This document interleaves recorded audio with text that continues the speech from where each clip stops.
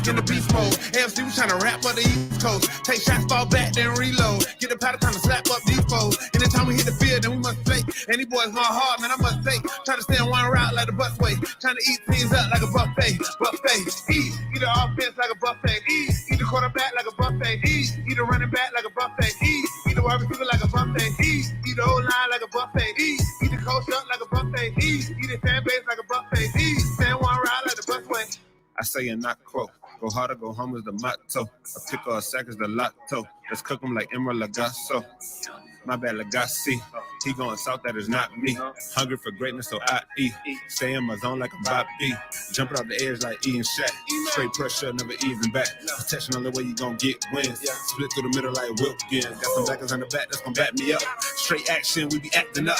Tell Coach Job his best plan, but it still get snatched by X-Man. Cause we back in the beast mode. AFC, we tryna rap up the East Coast. Take shots, fall back, then reload. Get the powder, time to slap up these foes. Anytime we hit the field, then we must play. And these boys going hard, man, I must say. Tryna stay on one route like the busway. Tryna eat teams up like a buffet.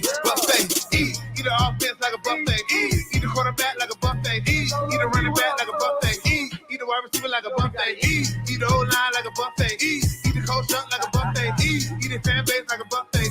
Stand one route like a buffet. Eating like a buffet, it be a long day. We ain't gon' play. Yeah, them boys green, no subway. Pick the ball off X and BJ. I don't care about what he and she say. That's nonsense. Check the replay. I work overnight and it's early morning, but I'm turned up cause it's game day. They don't really want it with your boy. O-line really get destroyed. Ex-Patriot, Cal Van Noy. Put him on his butt, hurt everyone. What's a grown man to a boy? Jam him at the line, dare you to throw it. Disciplined coach Brian Flores. Never getting riled to boys. Fans better pay attention, even social distance. I got a witness and you know we blitzing, but mind your business. Christian Wilkins on the line of scrimmage. Far from timid, pushing to the limit, revving engine. You know we gotta get it, Nick Nitty. You know we gonna big it, bang, kick it. Take it to the business. Fins up till my life is finished. Say it with my chest cause I'm in it. A lie, no why, I admit it. New era, yeah, I division. A win streak, we just keep on winning. So I lose to tell them suck a limit. Bills with the Jets in New England. Miami top dogs where you hear me. Back in the beast mode. AFC, we tryna rap up the East Coast. Take shots, fall back, then reload. Get the powder, time to slap up these foes. Anytime we hit the field, then we must play. And these boys going hard, man, I must say. Try to stay on one route like the busway. Trying to eat teams up like a buffet. Eat the offense like a buffet.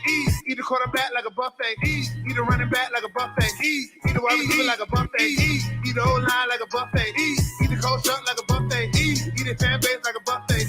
Stand one route like the busway.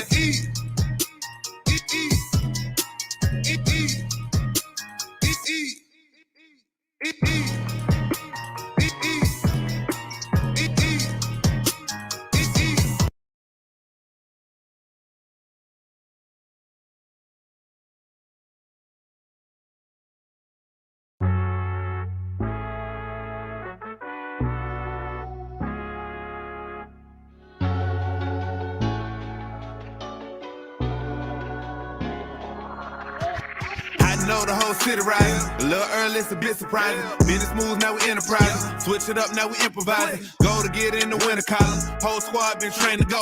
Phins for life, we throw the foe. Singing this just to welcome bro. To a time. Time to grind, time to shine. To a time. To a time. Time to grind, time to shine. To a time. My intuition told me this. To trust the coach, he holds the gift. He knowing when to go with fit. So we knowing when to switch. This year we got the golden pick. Time to see what that pick about. Bad vibes get sent out. Only fans up in this house. We been waiting, yeah, we been patient. Now it's time to cash out, no discount.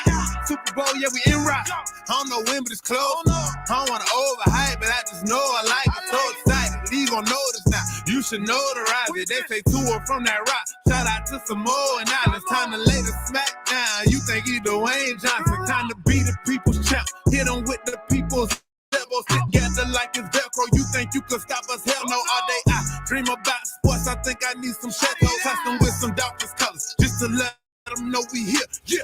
I know the whole city riding. A little early, it's a bit surprising. Business moves, now we enterprising. Switch it up, now we improvising. Go get in the winter column. Whole squad been trained to go. Phins for life, we throw the foe. Singing this just to welcome bro. To a time. Time to grind, time to shine. To a time. Time to grind, time to shine. To a time. To a time. Really hope he the man. Hope we found us a gem. Like the Heat found Bam. Wanna take time to thank Fitz, cause he put on the show. But the young man up, in the whole city know. Time to catch all the blessings. Cash out on the investment. Ball out, don't choke. Phins want all the smoke. Chris Gregg gave hope. Coach flow like spoke. Dan Marino stood a goat, but to a man on go. Watch to a man throw. Watch to a man scope. Watch to a man dishes that we never ever seen before. Phins up, let's win. Born ready for a ring. Maybe 3, 4, 5, 6. It's damn week, use 10. I know the whole city riding. A little early, it's a bit surprising. Business moves, now we enterprising. Switch it up, now we improvising. Go to get in the winter column. Whole squad been trained to go. Phins for life, we throw the foe. Singing this just to welcome bro. To a time, to a time. Time to grind, time to shine. To a time, to a time. To a time, to a time. To a time, to a time. Time to grind, time to shine. To a time, to a time. To a time, to a time. So low. I don't know about y'all, but I am pumped. I am ready to go. What's up, ladies and gentlemen? Welcome to Miami Sports Music's Miami Dolphin Roundtable show. I am your host, Stephen D., and I'm excited to be here with you guys this afternoon, or I guess evening. This isn't even afternoon anymore. We're in the evening, fellas. So look, we're going to have a good time, folks. What we're going to do is we're going to go right on through, and we're going to talk about the Miami Dolphins draft. We're going to talk about the current roster. We're going to talk about free agents. Right now, I know some of the people had difficulty getting in. So right now, I just got me and somebody else, and I'm going to bring them here in a minute. But before we do that, I do want to say if at any point tonight you guys want to get in on the conversation, make sure you guys post in the box, Facebook and YouTube, and I will get you on. We can definitely hear your reactions. I want to hear your reactions. I want to hear what you guys got to say. Hello from Sacramento, California. You guys rock. Tim, keep it moving, brother. I like it. So I want to hear what you guys have to say. And if you guys don't agree with something, which I'm sure you won't, especially if Doug's here, we're definitely going to make it, and we're going to have a good time tonight, people. So look, without further ado, what I'm going to do right now is I'm going to go ahead and get the party started with a little bit of an introduction. So the first person I'm going to bring in is the man himself, Doug Lee. What's up, Doug? What's up, bud? How you doing? How are you doing? Tired. Yes. Are you? I'm excited that you're on this evening. You have been one of the busiest guys in Dolphins YouTube lore over the last several weeks. I mean, I feel like you've done a video every day. You've pretty much been doing nonstop since the draft, man. Yeah, I've been trying to, and it's funny because normally I'm like, all right, this is the plan. I'm going to do this video on Monday, this video on Wednesday, and then something happens, and I'm like, all right, I'll have to move that video, do that. It's just, and then I get done at like midnight. Have to wake up at like 4:30, feed the baby. Wife goes to work. I'm up with the baby. It's just, I don't get sleep, but it's worth it. What's sleep? I totally understand that. Next person we're going to bring in is all the way from the Rocky Mountains, my good friend. Y'all know him. He's definitely the hyena of the group because he likes to have a good time, joke around, and we all love him. Wade, what's up, brother?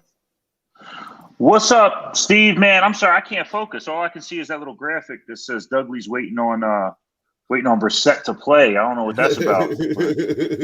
Oh, yeah, I got something a little for everybody today. I got yours. I said you're a big baby because the Phins make you cry. So I got a little something for everybody. So I made that today. So, yeah, Doug Lee said he can't wait for Brissett to play. That's from last night. Well, listen, hear me now, believe me later. I will find a way to get Hootie and the Blowfish to play that song at my wedding someday. Darius Rucker. Darius, if you out there, holla at me, bro. I'm going to start negotiating now. We'd love to get you on the network, Darius. I love that guy. He's such a good guy. All right, look, without further ado, we got to bring on the man himself, the media director of Miami Sports Music, one of my best friends. I love him, Jamie Bahamas. What's up, Jamie? What's up, fellas? How you guys doing, man? How are you doing? I'm doing all right, man. I'm reading the captions. That's some funny stuff, man. If I make your little caption says, if I make up a word, is it spelled wrong? You know how I do. Once I create a word, it's mine, right? It's in existence. It lives. I love it. I love it, man. For those of you who don't know, Jamie is the lead writer on 305sports.net. And he always gives me a hard time about grammar. So I had to give him a little bit of a hard time back around. Jamie got a background going on over there, man. Oh. Hey, yeah, Jamie definitely does have a background going on over there. Douglas is the best, and I'm still working on mine. Mine's a work in progress. So I got the bare bones. But Doug's, I feel like yours background has changed over the years. Mine? Yeah. It has. I added the lights, which don't look right on my camera. They're dolphin colors, but here they're blue and red, so they're not dolphin colors. But yeah, people like, I literally just got a package yesterday, and somebody sent me this. Okay. So I was like, oh, let me add that to the collection. Because what's another piece of Miami Dolphins memorabilia to my collection? I only have 1,000. Right? I think I used to have that same mug back in the day, man. I think I had the orange one or something. Now, Wade, you just moved into your place, and your first couple of shows on What Would Shula Do, you had nothing on your back walls, but now it looks like you got a little something back there. You're building it up. Hey, I had to paint. All right, that was the first step. Right, I had to get these aqua colors in. I mean, the sad thing is, you can't see. We're gonna upgrade, get like an adjustable camera. I got so much crap next to me and in front of me, man. I mean, I'm, rocking the throwback, merino stuff, mini helmets, full size helmets, tiki torches. Of course, I got some whiskey. I got all kinds of crap. Yeah. I love you, Wade. I do so much, man. All right, look, guys, we got a lot to talk about, and we definitely got some time to talk about it throughout the night. I know that there's a few more people that are going to hop onto this roundtable. For those of you who are wondering where your boy TD is at, TD was supposed to be on here tonight. TD power went out, and not only his whole neighborhood, but like the whole Dudley did it. I want to hear his nonsense. So I cut his power. I may or may not have been involved. I don't know. No, look, I know we all love TD. TD said he's going to try to get on if he can, but look, man, he said it was a crazy wreck that happened near his house, and the whole county's out. Steven, you know what happened? The Tua gang got him, man. They got tired of his bad time. Yeah, check it out. So I had a graphic for him too, right? And so this is his graphic. Here wants to trade X. No love for that. He was going to have Byron Jones drive him, but he couldn't cover the route. All right. Look. Let's go ahead and kind of get started in the rundown of what we're going to talk about today. So for those of you who can see up here, we got a few different things that we want to hit up today. So the first thing we want to talk about is the draft, right? Second thing we want to talk about is the current roster, that where it sits today, is it good enough? And then the next thing is free agents. Is there any free agents out there that we want to be able to use? I'm getting somebody's feedback, just by the way, too. So I don't know who's got their sound on. The other thing that I think is really good is good content for all is Aaron Rodgers. We got to talk about it. I mean, Douglas shaking his head, but we got to talk about it. Hey, TD isn't here today, man. So that means we can't talk about that one. Oh, man. The other thing we're going to talk about tonight is Tua time. We got to, hey, look, is Tua the guy? What kind of jump is he going to take from year one to year two? Not is he the guy. I don't want to have that conversation. But what I do want to talk about is he going to take that next level? And what type of improvements are we going to see from year one to year two? The other thing I want to talk about is the wide receiving core, right? We are stacked. We're depth at that position. So who's going to be the odd man out there? Who's going to be somebody that had been playing for the last couple of years that's not going to be on this roster come week one? And then the other thing, look, I think we're all kind of waiting for unofficial, for somebody to leak it. But, how many primetime games are the Dolphins going to get this year? We're going to talk a little bit of, scheduling. And I know that if you go to Twitter, like Twitter's blown. Douglas says he's not doing Twitter for the next 24 hours. Nope. Good. He wants he wants to be surprised when he sees it. And then the very last thing I want to talk about is nothing to do with the Dolphins, but I just feel like we talked about Tua time. We got to talk about Tebow time. We got to talk about it. We got to talk about it. How do I sign off? Hey, he's not playing quarterback, but I think he's going to do well. All right. Well, let's go to the first thing, man. Let's talk about the draft first, right? So the draft was the first thing that kind of came up. I think a lot of people enjoyed what they saw there. So I guess we'll go around the horn here. So Doug, tell me your thoughts of the draft. I know you were a little bit more skeptical than some of the other national writers, as well as some of the people that are on this call on this video here tonight. What made you not love the draft and give it? I think you gave it a B, if I'm correct. I gave it a B plus A-ish. I was bordering that A just because of them taking the tight end. I love the Waddle pick. I love the Phillips pick. I love the Holland pick. I love my favorite is the Eckenberg pick. That was my favorite pick of the entire draft. They killed the first 4 picks. Absolutely loved them. They didn't have much, they had 3 more picks after that because they traded their 5th. It was the tight end pick. Now I get it, right? Long. I'm not saying he was bad, and I'm not saying getting him is bad because of his talent-wise and he sucks. No, because the more I'm thinking about it, the more I'm doing research, I think they let Durham Smythe walk after this season, and I think Long takes over for Smythe because Long can block better than Gesicki can, so he'll be that all-around tight end that the Dolphins are looking for. But it's just I am not comfortable with the center position. I do not, Skura might prove me wrong, and my motto is always I'd rather be surprised than let down. So Skura might come out here and prove me wrong and be fantastic, but the amount of people that were on the board that were better suited for what we needed versus the tight end, I was just like it bothered me enough that I couldn't, So let me ask you something. I guess, there were a lot of people that felt the same way about the tight end.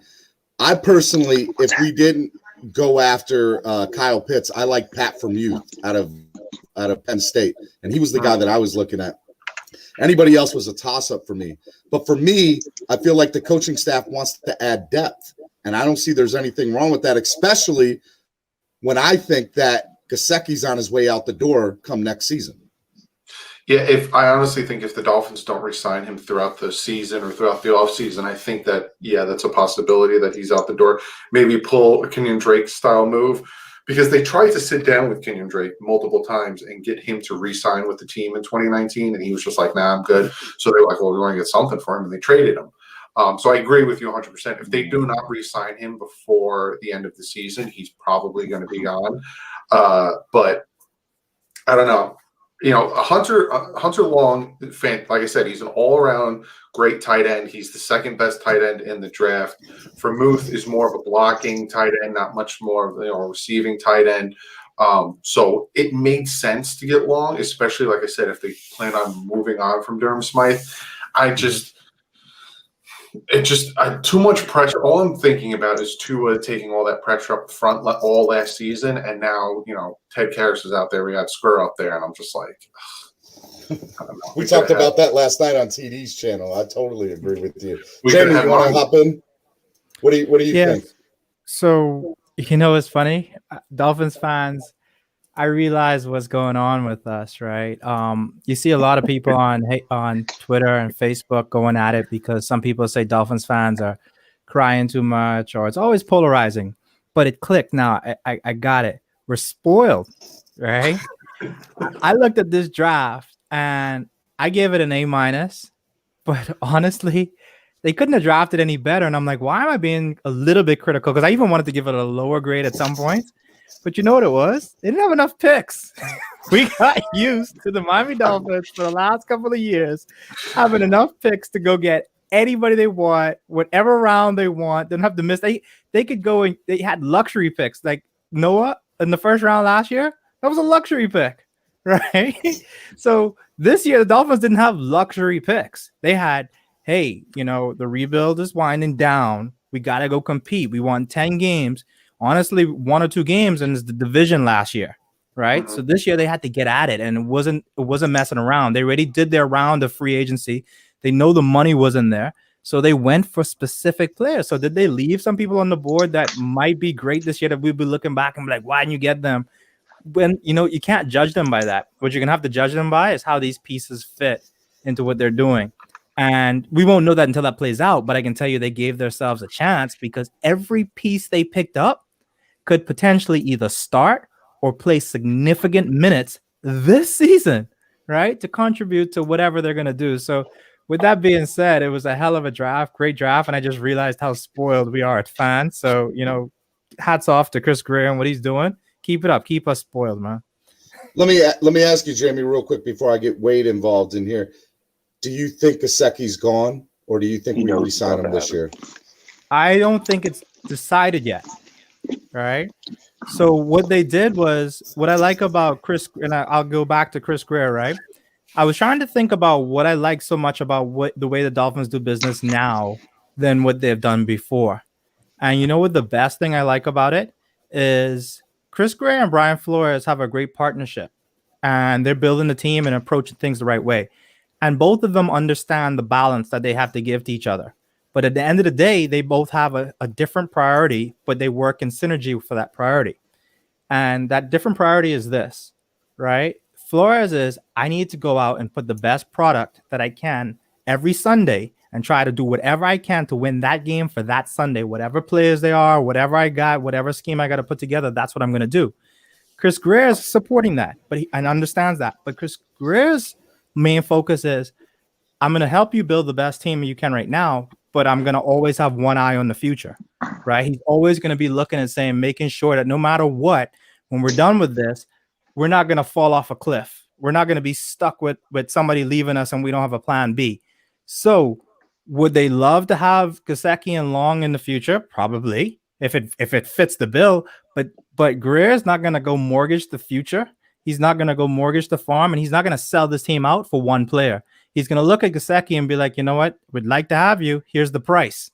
But, if it's above that price, we move on and we're good to go. And there's more draft picks and more players coming. And even if they can't find the right draft pick to even put back into what they wanted with Gesicki, you see what they do. They find a nice free agent that they could come and plug in for 1 year, give us that sizzle, that thing that excites us, and then they go and find the rookie the next year. So it's not decided if he's there or not, but it's, the ball's in his court in some ways.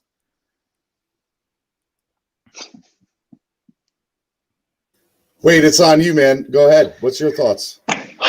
So I want to respond to something some of these guys said too while I talk about it. So first of all, man, Jamie said hey, the rebuild is winding down. I want to be the rebuild is over. It's done. It's been done for a while, right? Get the rebuild. I think even Flores said something about it. Was it today or yesterday? All my days run together. So look, when it comes to the first round, right? With the first round of the draft, it came out a little over 24 hours beforehand, that the Dolphins were going to take Waddle, right? And I'll be honest with you, when we first landed the number 3 pick at the end of the season, I sat down with a friend of mine after that game, and we watched the highlights from Devontae Smith, Jalen Waddle, and Jamar Chase. And don't get me wrong, I think Jamar Chase is probably the best all-around receiver, right? And he's going to do great things. But when you watch the highlight reels of these guys, the guy that pops out to you is Waddle. So the fact that Miami took him, coupled with the fact that he has the experience with Tua, and then if you listen to what the coaching staff said, they said, hey, this is a season when other players opted out. This guy got hurt, could have very easily just been shut down for the year and worked as hard as he possibly could to get back in time for the bowl game. Actually ended up playing a couple games. That's the kind of heart we need. And for all these people that we're talking about, the injuries at wide receiver, I mean, could you ask for a better answer than that? The guy got hurt and did everything he could to get back on the field when there was really no reason for him to. You know what I mean? So, I love the Waddle pick. Now, I'll be very honest, and I think Dudley was kind of on the same spot. When we took Jalen Phillips at 18, I was angry. And I'm just going to be honest, the reason I was angry is because the injury history, right? The concussions that were so severe, he was forced to medically retire. And I know a lot of the U fans are mad at me right now. I'm not a U fan, I'll throw it up one time for you. But, I know they're mad at me for saying that, but I mean, it's a risk, right? So I got over it. It took me a couple of days, but I got over it. And I watched the tape. I loved Kwity Paye, and I thought Kwity Paye should have been the pick there. But at the end of the day, we got the number one DN off the board, right? So that means we had our choice of what DN we were taking. Shout out to my boy Fernando down there, deep end. But we got the guy we wanted. And this is a guy that, again, could have chosen to walk away after all the concussions, decided to come back, grind it out, and fight for a spot. You know, luck kind of hit him, right, because Gregory Rousseau sat out for the season, and, you know, he was able to take that position. But he did the most with it. So that's why they went and got him. I'm over it. I'm over my anger. I'm going to let them ride with this one, especially when you consider the fact that the only D end that's even semi-recognizable to most people that's on the roster right now is Emmanuel Ogbah. You know, I like Jason Strowbridge a lot, who we drafted last year, but most people, you know, don't even know who he is. Like, we don't have a lot of depth at that position. And Ogbah, this is last year of his deal. So moving into the second round, we got the best cover safety in the draft in Javon Holland. And I'll be honest, I'm out here in Denver. I was stupid angry when Denver traded up and made that pick, because all day I wanted Javonte Williams. 100%. Yeah. Y'all know. Y'all already know. But not only did I want him, but I was like, all right, after the Jets didn't take him, I was like, oh, well, I didn't think Jacksonville was going to take him. I didn't think Atlanta was going to take him. And even when they traded with Denver, I didn't think they were going to take him. So when it happened, I poured myself a shot like immediately. I'm not going to lie. Y'all know how bad I want to fix the running back. See, you jinxed it, dude. Must have been. But it's all your fault. The best case scenario came out of it, because if you've seen any of the Shula videos or even some of the stuff I know me and you guys have talked about, like, I've been desperate to upgrade really both the safety spots, and Javon Holland does that. I mean, again, he is the best cover safety in this draft, probably the best all-around safety in this draft. A lot of people were nervous because of the injury. He would have been a top 10 pick if he wasn't hurt. He would have been a top 10 100%. 100%. He would have been right up there with Surtain Jr. Can I ask you something about him? Can I ask you something about that? Go ahead, James. I'm sorry, I'm ranting, bro. Yeah, no, that's all right. I didn't want it to get away from this for a little bit, because I like that pick, right? I actually called that pick. I was screaming safety before the draft, and some people thought I was crazy because, you know, there's some decent safeties. But so do you think that they were ever going to take Javonte Williams with that pick? Because the card for Holland came in quick. It did. So here's my answer. What could have happened and what I wish to happen, I'll never know. So I'm going to play the fairy tale that I like in my head. I want to upgrade the running. I'm jealous, man. I want that true number one running back that I can buy the jersey and wear it, give him 20 carries, 15 tackles. That's what I want, man. So I'm just going to say in my head that the reason we didn't get him is because Denver got him. Check back with me in like 2 years if he isn't any good in the league, and then I'll change the answer to the question. You got my point about us saying why I said we're spoiled. No, 100%. Man. Not enough picks. Well, I'll say this, right? We're and flip side down here, he is good against the run. You're 100%.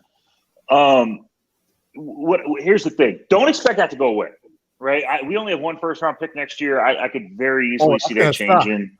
If we had to bet right now, I would bet that it's going to be a whole different thing by the time this happens in Vegas.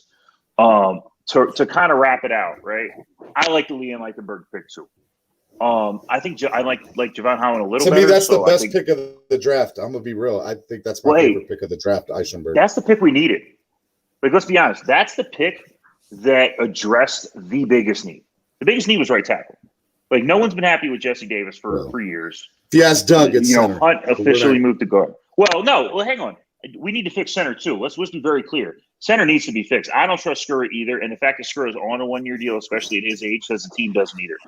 I want to fix center very, very badly. However, Eichenberg was a better tackle than there was a center available, because Dickerson was already off the board after that. The Eagles already took him. So Eichenberg was a better tackle than any center was on the board. And you know what? With all the guard talent we have, if someone has to step in and relieve Skura of his duty, it's not going to be pretty. But I feel way better about the other 4 line positions not being center.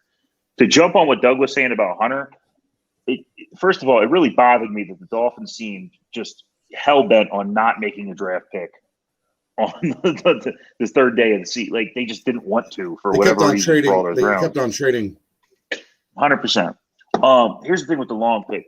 Long's going to be a good tight end. And I really believe that. At the end of the day, the Mike Gesicki thing has kind of floated around ever since this pick was made. I want to be honest about something here. Number one, there's a reason we didn't sign him earlier. He's on a rookie deal still. Like, I love what Greer's doing with these guys. You're going to get a contract when it's time for you to get a contract, not 2 years before. But at the end of the day, Gesicki's highest level of production is 703 yards in a season, right? That doesn't scream free agency, like teams are going to kick the door down to give me a huge deal. Now, if something changes this year and he takes another step forward, which he very well could, I'm a big fan of the guy. He's a baller. His parents tailgate in the deep end. Shout out to the deep end. I would love to have him back next year. If he balls out, we're not going to pay him the money he's going to get somewhere else. If he has another 700-ish yard season and he has fun and loves being with the team, I could see him taking a team-friendly deal. But I think Jamie said it too. Like, if he stays, Smythe is gone.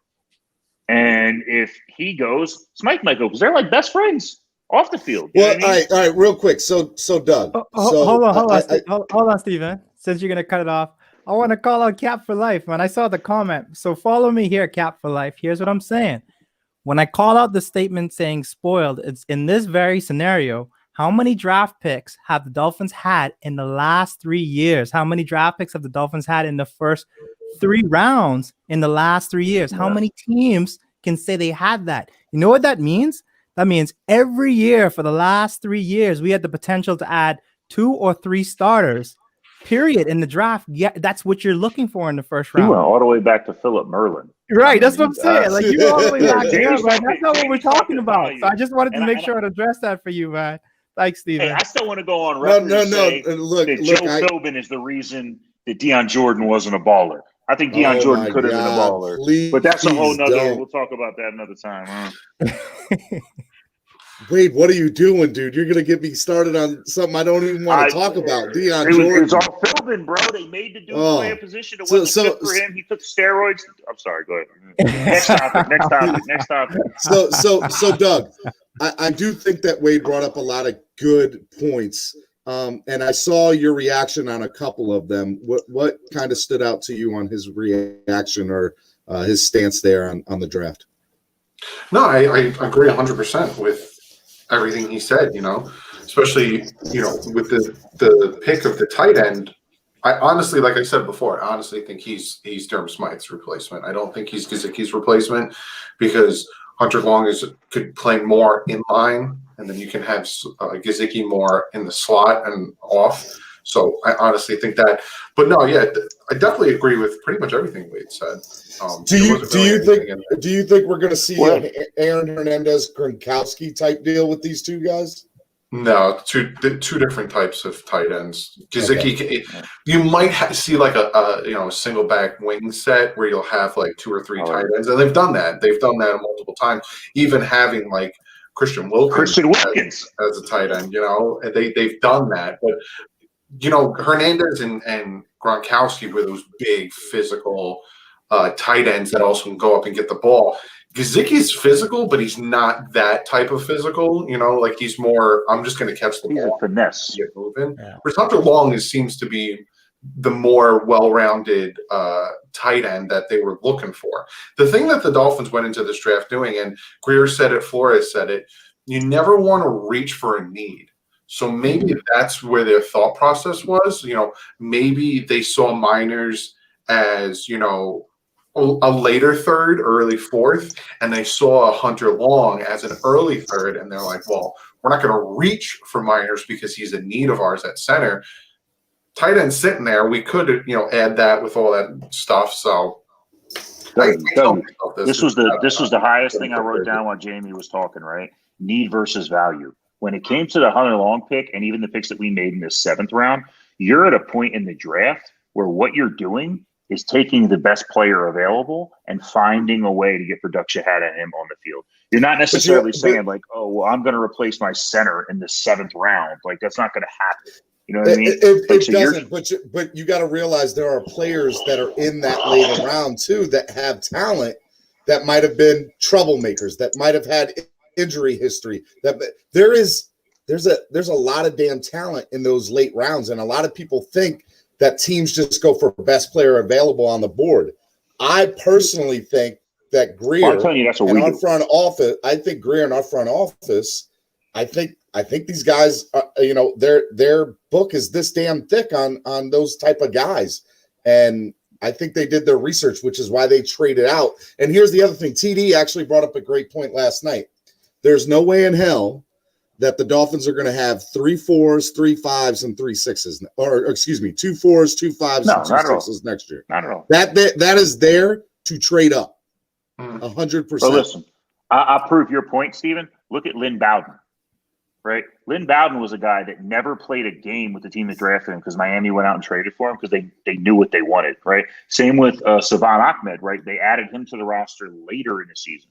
So I agree with you that they got to book that pick, but I think what they're doing is picking guys that they love, that they think they can do something with. Perfect case in point last year when we took Perry, right? Perry was a college quarterback. You know what I mean? Like you're going, wait, you're scratching your head going, what? You thought, oh, maybe he's going to be in some Wildcat stuff, maybe some shotgun situations. He's in an H-back for a minute. He didn't do that one season. He lined up at receiver or running back. And in fact, I think on a roster on the official website right now, he's actually listed as a running back, right? So you'll see what that does, to the running back depth later. But like this, they know what they want when it comes to those later rounds. And they might draft a guy that plays a position that he'll never play in the NFL, but they think they can get some production out of it. Hey, look, if you guys are watching, right? Let me do a reset real quick, and then I'll get you in here, Jamie. Real quick, this is the Miami Sports Music Roundtable, Miami Dolphins talk show. We got my man Doug in the building. We got Jamie from 305sports.net and Miami Sports Music.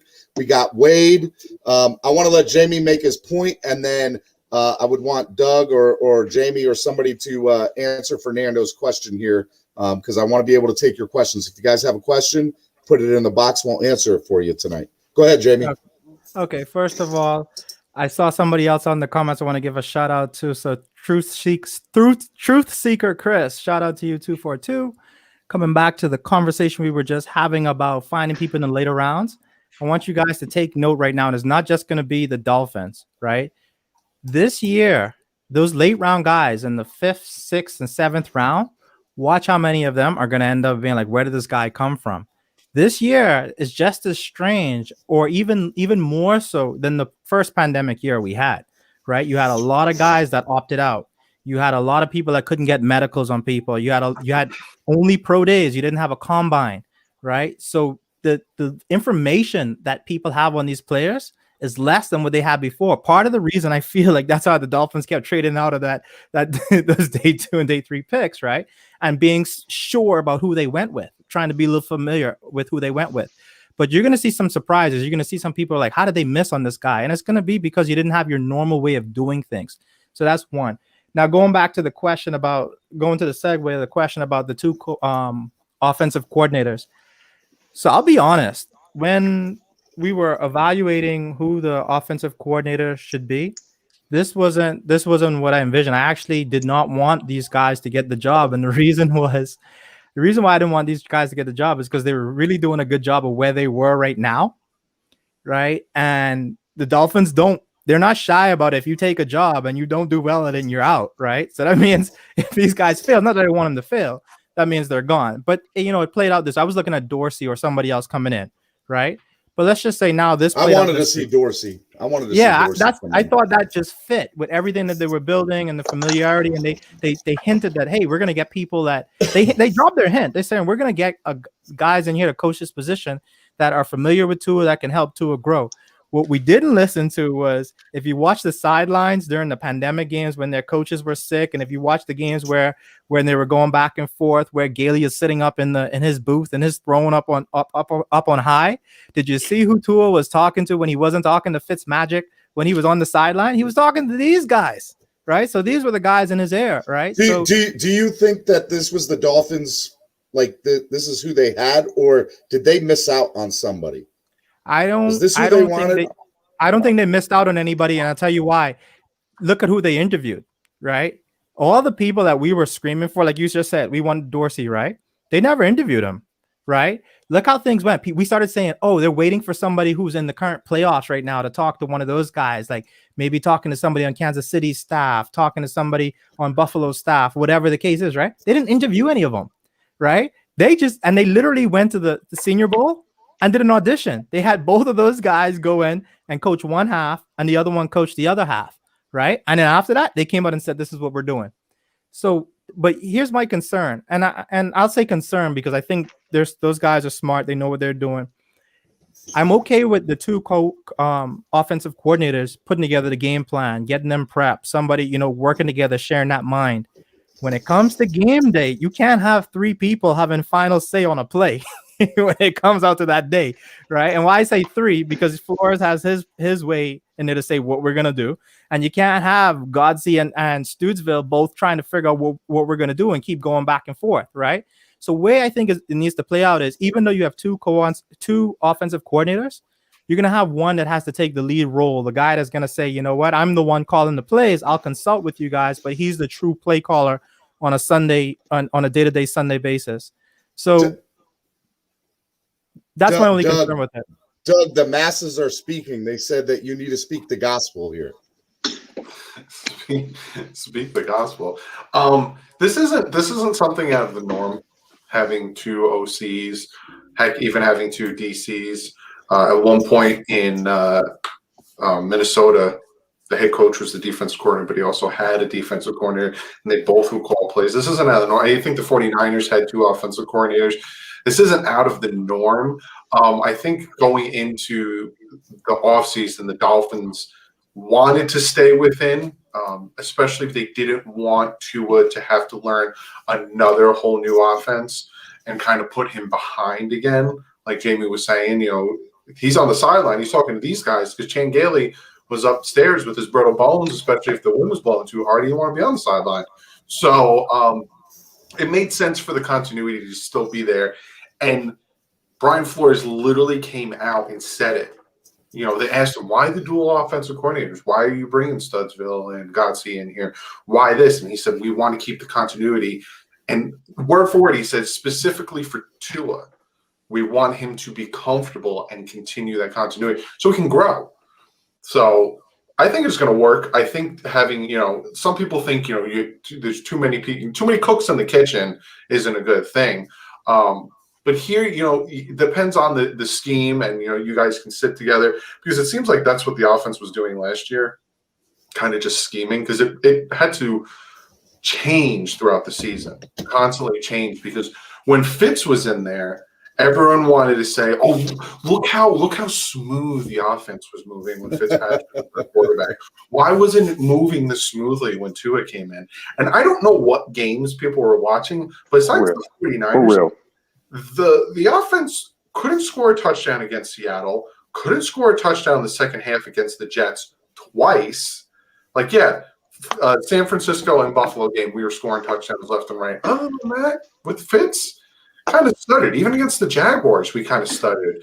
So it needed to change. So I feel like having these 2 OCs, we'll see how it works.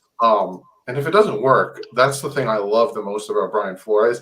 He recognizes when something doesn't work and it needs to change. Unlike Adam Gase, who's like, it'll work eventually because I want it to. Brian Flores is like, well, you know what? Kyle Van Noy's not working out. We're not going to pay him this much money. We're going to move on from him. You know, these people aren't working out. This scheme's not working out. That's why, if you noticed, a lot of the games last year, we go into the first half and you're like, what is going on with this team? Mm-hmm. And all of a sudden, in the second half, we're just scoring and winning the game. So I think with these 2 OCs, we'll see how it goes. And if it doesn't work, he'll pick one of the 2 that he likes, and he'll stick with them. All right. Well, look, let's go on to the next topic here, because this is a great segue at this point. The next topic is obviously where the current roster is right now. So with the current roster the way it is right now, you look at it, is it good enough to be Super Bowl contenders, number one? And number 2, where do you see weaknesses? Where do you see strengths? And what do you want to see improve between now and week 1? What do you want to see different? So I will let Jamie go first here. So I know everybody wants me to talk about how Jakeem Grant's getting cut next week, right? The deepest part of this team right now is obviously wide receiver. It's just they invested so much on it. It was their top free agent acquisition was Fuller. So they went at that, and then their top draft pick was also Waddle. So that area is deep, and that is interesting because we really don't know what's happening with Albert Wilson coming back. You know, they've been very quiet on that, but I've heard rumors that he's expected to come to camp and they're going to compete. So it would be interesting because I think the deal would be they're going to put together an offense that we talked about it that's going to click best with Tua. So we'll see what happens there. The contracts on the guys that I thought would be the odd man out or just too good to pass on. Like Albert Hearn's contract, I mean, if he comes out and plays, like, there's no reason to keep the guy. He's costing him nothing, right? So it'll be interesting to see what happens on the wide receiver side of it. So the areas where I think the team is still a little bit weak, we kind of touched on one of them earlier. The offensive line I like in one sense because it's been heavily invested upon the last 2 years, right? You had it literally has been rebuilt with the exception of center with all these draft picks. The only concerning thing there is that some of the guys that we picked, like for example, Austin Jackson, I think is going to be great, but we know he needed some time to develop, right? We're going to be moving people around on the line. So I'm curious to see how quickly this line is going to gel and grow together and how much more adjustments we're going to need to continue to grow that line. So that's one area. I was concerned about safety before the draft. Holland coming in and McCourty coming in is going to help that area quite a bit because McCourty can come in and play. I love the McCourty pickup. I love the McCourty pickup. He's going to be able to move around. He's going to be able to back up the two bookend cornerbacks that we have out there and also play a little bit of safety. So that his presence in the locker room and on the sideline is going to be invaluable too. Absolutely. You nailed it there. The other thing though, and I don't know how you guys feel about this. Don't get mad at me for saying this. I loved the Dolphins defense last season. I really did. It was exciting to watch. It was fun. It was a very opportunistic defense, right? And in a lot of ways, won most of the games we had last year. The only thing that worried me though, or the only thing that stood out to me, I keep saying it wasn't sustainable the way it was built, right? And I say that because the Dolphins ran blitz pretty much every game. They had that beautiful amoeba defense that I don't expect to change, but they had to disguise their fronts, disguise their blitzes, even though they blitzed the majority of the time. And, luckily they got the turnovers coming out of it. You're not going to win consistently if you have to keep applying pressure and selling out, right, on your defense. If the Dolphins had made it to the playoffs, that would have been something that would have been exposed easily at that point. So I do like that they added Jalen Phillips to go again with, Ogba on the other side, and you have Wilkins still in the middle. Let's see what happens. It has to come together. I have to see if this Dolphins defense can work in a base defense and not have to scheme to be good and get out there and do what they need to do. So lastly, I wanted to leave this one last because I talk about it all the time, and I think people are tired of me talking about it. Running back. So I love Gaskin. I love Ahmed. I love those guys back there, right? I love also the pickup and free agency that they did, right? And that wasn't such a bad contract that they put out there. I'm looking up his contract right now for the running back. Malcolm Brown. Yeah, for Brown. I'm trying to see. It wasn't a bad contract, right? His cap hit is under $2 million for this year, right? So not a bad deal. The problem I have is if Brown, and hear me out, I love Gaskin, right? But if Brown isn't the starting running back this season, that's the weakest part of the team. And I'll tell you why. When you line up, they added all this speed of wide receiver. They have Gesicki, who's out there, who's a pass catcher, right? So now when you put Tua back there and you line up Gaskin or Ahmed in the back there, nobody's still going to line up and respect your run. Everybody's just focused on that speed and passing. Nobody's going to expect you to come out and churn 4 yards on the clip and respect it and play defense against that, right? So Brown is your guy to do that. If Brown isn't the starter, how defenses are going to play you? Every time Gaskin and Ahmed are there, they're playing you for a spread. They're playing you for the pass. The defenses are going to be a little bit more simpler how they scheme against you, taking away some of your weapons. Now, if Brown can come in and get his 3, 4, 5 yards per average, and he's the starter, and Gaskin and Ahmed add that lightning to that punch, then things work out. But I just think that a running back, a decent running back that can come and churn, be your 4-minute offense, a guy that can go get those yards, I think that's the biggest hole. And I know a lot of people don't value running backs today. We hear it all the time. I think that's nonsense, right? But that's the weakest part of the team, I think, so far. Word.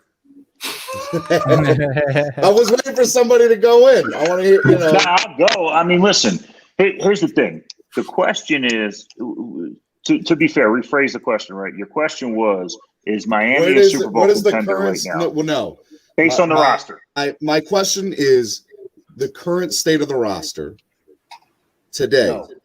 Are you happy with it? Number one, where strengths, where the weaknesses, and based on how it is it a Super Bowl contender? So the first and last one are no, I'm not happy with it. And I don't think Flores is happy with it either. Like, let's be like, so Jamie just went in talking about the defense, right? Like, let's be very real about something. Miami was 6th in points as defense, right? Awesome. We were 19th in total defense.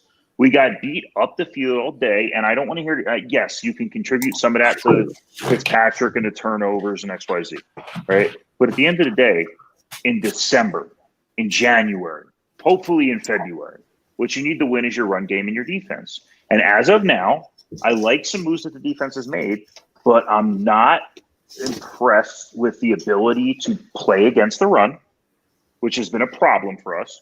I'm not impressed with our ability to cover tight ends and running backs out of the backfield, because that's going to be Eric Rowe's job, and that's a problem for us. What's going to happen with Baker? Is he going to line up outside and do more pass rushing? Is he even going to be in a roster all the way through the year? Is he going to be another Raekwon McMillan style trade? I don't know. So the fact that we did not upgrade over Eric Rowe, it bothers me. I think the middle of our defense, in terms of the linebackers you put there, are going to do their best, just like last year. Elon Roberts and Grugier Hill did their best. I think right? we have the best secondary in the NFL right now. I'm being for real. Like I believe that we have the best secondary. I like the secondary, but is Byron Jones going to be the Byron Jones we thought he was when we paid him? Is he going to be the Byron Jones that TD clearly didn't see last year when we watched the entire season? We can't be talking about that man when he's not here. I love you, TD, bro. I wish you was here. Is Noah going to be played on the outside, or are they going to try to stuff him into a corner role like they did last year that didn't fit? Is Christian Wilkins ever going to be on the field on third down? I would love for it to happen, but as of now, somehow he comes off and Raekwon Davis stays on, right? Despite both of them being kind of those anchors in the middle. Like, so I got a lot of concerns about the defense. And to jump on what Jamie said, I don't know for sure if I think corner is probably our deepest position. You know, I like a lot of what we did in the receiver game, but when your receivers are hopefully Jalen Waddle and Will Fuller stretching the field, right? Fuller taking the top off, Waddle working the middle to long routes, right? Parker and Gesicki underneath. That's all well and good when they're on the field. I love it. If we don't upgrade center, if we don't cement who is actually going to stand up and play the guard positions well and play every game, it doesn't matter how far Jalen Waddle can run down the field, right? And let's talk about this run game, man. I mean, like the moves the Dolphins made to address the run game. And I heard Flores' explanation, and quite honest, it kind of irritated me about, Will Fuller and Jalen Waddle are going to help the run game. We did not do for the run game what we should have done for the run game. I like the Malcolm Brown signing. If Malcolm Brown's going to be number 2 and there's a number 1 guy ahead of him and Gaston's going to be the third down back and all these wonderful things. But quite honestly, the effort we put into fixing the running back situation this year was downright irritating. I mean, you look at the teams that have successfully been in the playoffs the last couple of years. I know that Devin Singletary didn't really light it up this year like he did the year before, but Josh Allen can run, so the Bills have their running game. The Ravens have gotten consistently deep with the running game. The Steelers have struggled since they haven't had a running game, even though they've been there consistently forever. I mean, you look at the Titans won how many playoff games with 200? Tannehill was like under 20 because they have passes. Derrick Henry, dude. You can't bring that up. They got Derrick Henry. Who was Derrick Henry before that year Tannehill got there? He was 2-3 years in the league, not looking all that great. But the real question is, you put anybody else in Tennessee's backfield, they're not as good. Derrick Henry's the reason that Tennessee wins. But you built the team around what you had. Like, don't act like Tannehill isn't up there being super accurate. His first year there, he led the league in passer rating, right? And AJ Brown's a player. Like, they got a lot of good players. Because he wasn't on his back half the time like he was with us. I agree. And this isn't a knock Tannehill fest. This is a why have we not done what we can do to fix the running back position? And I mean this right now. Like, Chris Greer needs to be on the phone right now trying to go after one of these running. Where's James Robinson? There's a couple spoiled. You can't even spell the hashtag right down there. But my point is the roster good enough? No. But so what? We got a couple months till the start of the season. You got plenty of time to make changes to the roster. Go do it. So Wade, who would you add to this squad at this point? Yeah, so free agents. Free agents? I mean, where are you going to fix this team at? Where's the fixes? The fix right now is get Jacksonville on the phone and see what they want for James Robinson. And here's why. He's still on an undrafted rookie contract. He's pennies on the dollar. They clearly do not believe in him because I don't care what Urban Meyer says about how he's going to use Travis Etienne the way he used Percy Harvin and all this stuff. You don't have a running back that did what Robinson did last year that's that cheap and go out and spend a first-round draft pick on a running back if you believe in that running back. Think of Jay Ajayi. We knew he had the knee issue, right? That's why we shipped him out, right? And everyone said, oh, what happened to it? We did not believe in him. That's why we moved on from him. They're doing the same thing in Jacksonville. So if it takes us a fifth-round pick to get him, so what? Like, if he doesn't work out, oh, well, all we lost was a fifth-round pick. Like, at the end of the day, there's going to be a point in the season where Tua needs to take a break on a drive, where he's tired of getting beat up. Like, look at the Denver game last year. All of our O-linemen were looking so good, and all of a sudden they threw these stunts at us, and we got torn up. We need a guy that can push the pile. And I see the comments coming down here. This isn't an anti-Myles Gaskin thing. Myles Gaskin is a specific type of back, and we can use his skill set like we did in the game against Las Vegas last year, right, with the big long catches. Myles Gaskin is not a run between the tackles 20 times a game and move the pile guy. That's not a knock on him. You know what I mean? Jalen Waddle is a field-stretching, dangerous speed guy. He's not the guy that's going to jump into a cover 3 defense and pick the ball off over 3 defenders like our boy out there did in Arizona this year, DeAndre Hopkins. Like, everyone plays their role.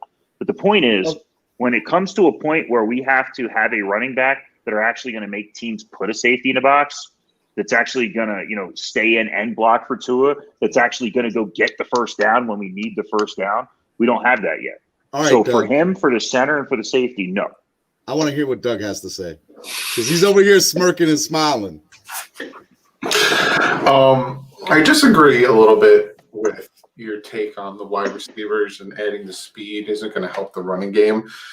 Because if you watched the way Waddle was in Alabama, he helped out Mac Jones and Devontae Smith ridiculously. There's a ton of tape where they were triple covering Waddle, and Mac Jones was just throwing open passes to Devontae Smith. And that's something that could and hopefully will happen here, where you're going to have Will Fuller, you're going to have Waddle on the same side of the field, and you're going to have Devontae Parker on the other side.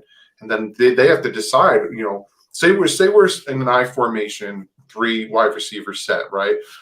We'll put whoever at fullback, we'll put Gaskins back there, got Waddles in slot, Fuller outside, Parker outside. You're not putting an extra safety in that box. Because if Waddle or Fuller gets off their man, and you're not pressing those two, because if they get a swim move on you and they get around your corner, gone, easy touchdown.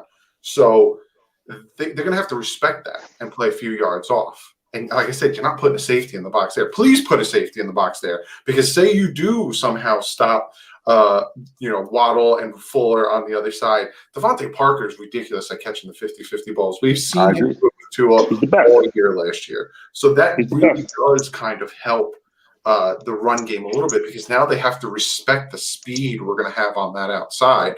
And if you look at the way Gaskins was playing last year, before he got injured, because he didn't play a full season, he was on track for having over 1,600 all-purpose yards. Now, again, I was banging the table for Javonte Williams, so I'm not going to come in here and tell you I didn't want to. We all were. We all miss having Ricky Williams. We all miss having, even Ronnie Brown. We miss having that back, but that's not. I miss Reggie Bush. That's where we're at. I miss Reggie Bush. You don't see running backs get drafted in the top 15 anymore like it used to be back in the day. LT, Ronnie Brown, we took him with the 3rd overall pick, you know what I'm saying? Or 2nd overall pick. It's not that NFL anymore. It's the pass happy, and we're running an RPO, which Tua is fantastic at. The only reason we had 100 yards rushing against New England is because Tua knows how to run the RPOs. People do not put respect on that kid's name when it came to that game. I agree. People say, well, he only threw for like 100 and something yards. He ran 2 touchdowns in, and he beat Bill Belichick, who loves to torment rookie quarterbacks, Justin Herbert. So, he just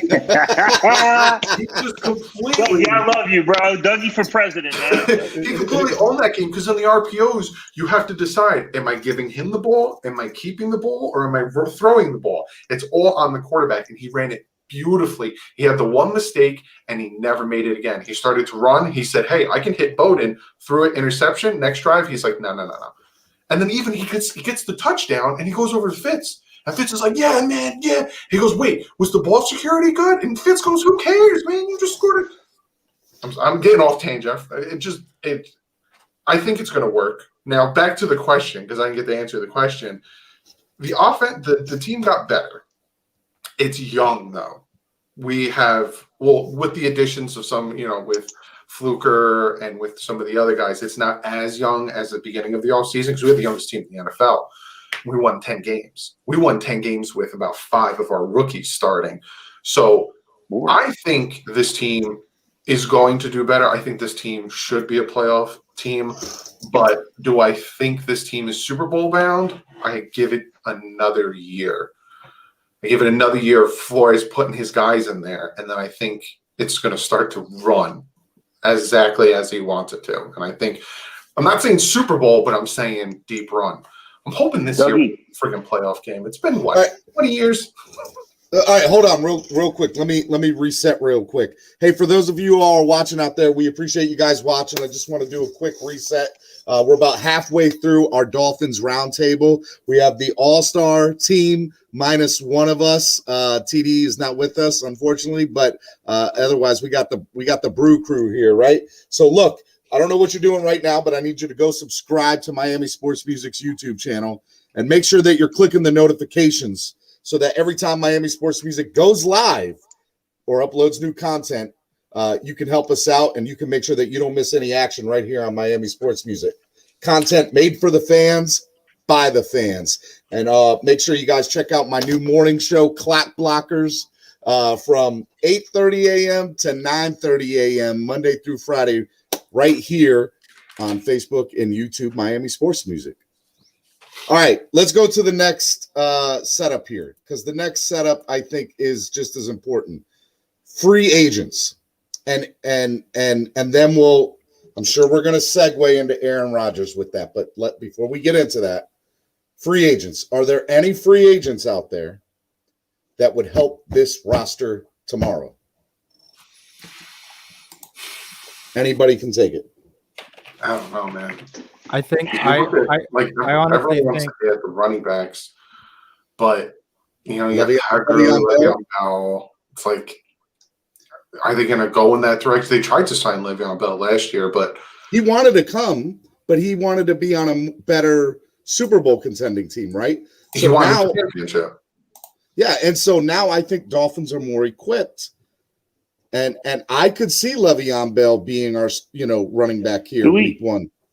Do we need Le'Veon Bell, though? I mean, let's be honest. Like, at this point, you were just talking all this crap about how there was nobody in the backfield. Are you kidding me, Wade? His skill set, especially at this point in his career, is extremely similar to Gaskin. And in fact, like, Gaskin might be better at this point in your career. Like, unless you're going to go get a guy that can move the pile, which, let's be honest, Le'Veon Bell had a very similar to, like, Ricky Williams-esque running style in terms of, like, he always kept his head up. He was great at a lot of things, but he wasn't necessarily a guy that was going to go into a heavy pile and move it a couple of yards. And that's what we need right now. So honestly, if Le'Veon Bell lands here, in my opinion, he's behind Gaskin on the depth chart. Wow. Well, I mean, somebody just said, please don't say Gurley.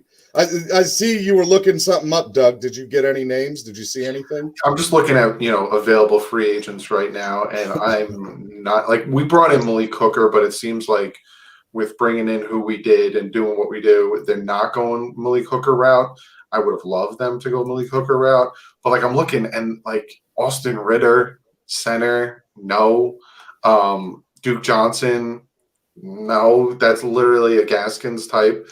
Le'Veon Bell. It's like I'm looking, and most of the free agents that are out there that are, like, big names are corners. We don't need a corner, and we don't need a tackle. So it's like I think the Dolphins sitting right now at $15 million are probably very happy with their team. They only brought in 5 undrafted free agents because they have no room. And one of them is Mel Blunt's son, who played basketball at North Carolina Central. Antonio Gates 2.0. I mean, look, here's number one. He's not foreign to football, right? The kid knows it. He understands what it is. He's from that family. Number two, his size is ridiculous, right? Freaking ridiculous. So if he turns out to be anything, I mean, it's going to be crazy. But the question then remains, if he's that good, why didn't he just play football in college? And I feel that's people's argument. Steven, look, this. I mean, I know we're going to talk about this guy. I really don't want to talk about a little bit later in this thing. But like when these teams make these quote unquote risky moves on free agents, right? Like Alden Smith last year, or Josh Gordon has been one a couple times. Or even you look at the Bucs picking up Antonio Brown last year, and of course they re-signed him this year. That's not a risk for that's my Bay. point. But that's my point, though, right? Like when they say these things, like you look at like Des Bryant was out for a while. I mean, there's been a couple guys. Well, I live up here in Baltimore. When Des went to Baltimore, that was a risk. But was it? Like he's signing a 1-year pennies on the dollar contract for a guy who used to be. But I'm also worried about the locker room. I'm also worried about how is he gonna. What are they gonna do? Be like, oh, I should act like him so I can be out of the league for a couple of years and sign a 1-year veteran minimum. Like, wait, no, that's not what happened. So here's the thing. This is why I interrupt you here, because if you look at our team captains last year, Kyle Van Noy, who else that just got released? Bobby McCain, gone. Captains for what? What do we got? Training camp? Well, the reason I say that is because they are not Greer's guys. They are not Flo's guys. And I'm telling you right now, that cohesiveness or having a certain player in the locker room, that's what they're looking for. Now, I like Kyle Van Noy. I wish he had stayed. I think he's a great guy, right? But the reality is Flo is looking for something in the locker room. And I would say that, granted, there was cap money that was the reason that he was released. Sure. But there was something more to that too, in my opinion. I don't think it's just let me jump in on that, right? It wasn't just Flo's guys with Van Noy, because the argument could be when we signed Van Noy was, hey, it's a Flo guy that's coming in from New England.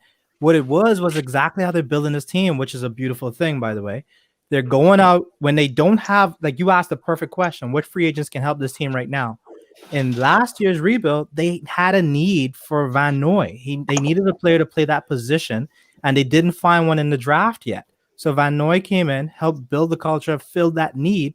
In this year, we had Van Ginkel start to show his, way that, hey, I could do this. I can play this spot. You give me more minutes, I can come and fill in, right? So they started looking at it and saying, do we really need to continue to pay $10 million when we got the guy? We got the guy developed on our team.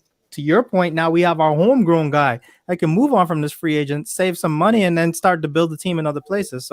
So it's not just his guys. Like they're showing that they're ruthless. They have one goal in mind, which is good. We need to get to the ultimate goal and win a championship and do whatever we need to do to win a championship. Screw feelings, right? So Van Noy was shocked when it happened. And that's what it is. It's business, and they're trying to win. So he served his purpose and had to go. I hate to sound like that, but that's what happened. Doug, do you think that plays a role? Like people's don't get me wrong. I've listened to you enough over the years to know that you understand personalities and locker rooms and the cohesiveness. But do you think that there have been moves made where the cap was not the reason that these guys were cut, that there was a personality or something just didn't click right? I don't think necessarily personality wise, because like you were saying, well, like we brought in Mark Walton in 2019. Like Flores is always given someone a chance, and always, he meets with them, right? Like we wanted, my brain is shutting off. Isaiah Wilson that went to Tennessee, played for Isaiah Wilson. Got drafted to Isaiah Wilson. No, he got drafted to the Texans. My brain is just not. I have dad brain right now. You said offensive tackle? Yes, Jadeveon Clowney. Oh, Jade. Well, he refused. They met with him multiple times. They tried to bring him in. He's another little bit of a head case. they're all right with bringing these guys in as long as they can work with you, right? And like I said, they own up to their mistakes. Look at Mark Walton. He got in trouble. They were like, look, we can't keep doing this. See you later. I think the Kyle Van Noy situation was stopgap. You know, he was holding back potential younger talent. Same thing kind of with Bobby McCain. I don't think Bobby McCain's release was more, we need $5 million in cap space. I think it was more, well, now we have Holland. We want to see what Jones can do. We're going to move on from you. And I think they really liked what Van Ginkel was doing. They have Vince Beagle coming back. I love Ginkel. I love Ginkel. Yeah, they're like, Kyle Van Noy, we're paying you so much money, and you know you didn't play bad, but you didn't play what we expected. We wanted to see what they were progress stoppers, and I think they what they did was they got rid of progress stoppers and also freed up cap space. Eric Flowers is another progress stopper. They saw once Eric Flowers got injured and Solomon Kinley went in there, he played better than Eric Flowers, so they started to overturn the roster. All right, look, guys, real quick, we have a special guest that I want to bring in for a few minutes. He's real busy. I don't want to take too much of his time, but look, he is the godfather of the Fin Laws. NorCal's in the building. What's up, NorCal? Can you hear me? What up, fellas? What up? Hey, what's up, brother? Can you hear me? Yeah, we can hear you. You got that choppy Wi-Fi out there in the woods. I know. No, I'm not. Mark is prepping for doomsday, everybody. It's terrible. Hey, real quick, why I got you on for a couple of minutes here. You guys have a big event. Well, I know it's not your club; it's NorCal, but I know you're going to be up there. You want to, tell us a little bit about that all-season picnic that they're doing up there? Oh man, yeah, Jason Miller and them are doing that down in SoCal. It's in San Bernardino on May 22nd, and there'll be 150 people there probably. The Honorable Solo D is going to be there. I know he's flying out for that, so that'll be a good look. Hey, you ever need somebody to take care in California? Awesome. Hey, real quick, off topic, and I gotta ask because I know it's sports news, right? Can you hear me? We're breaking up with them. All right, NorCal, I'm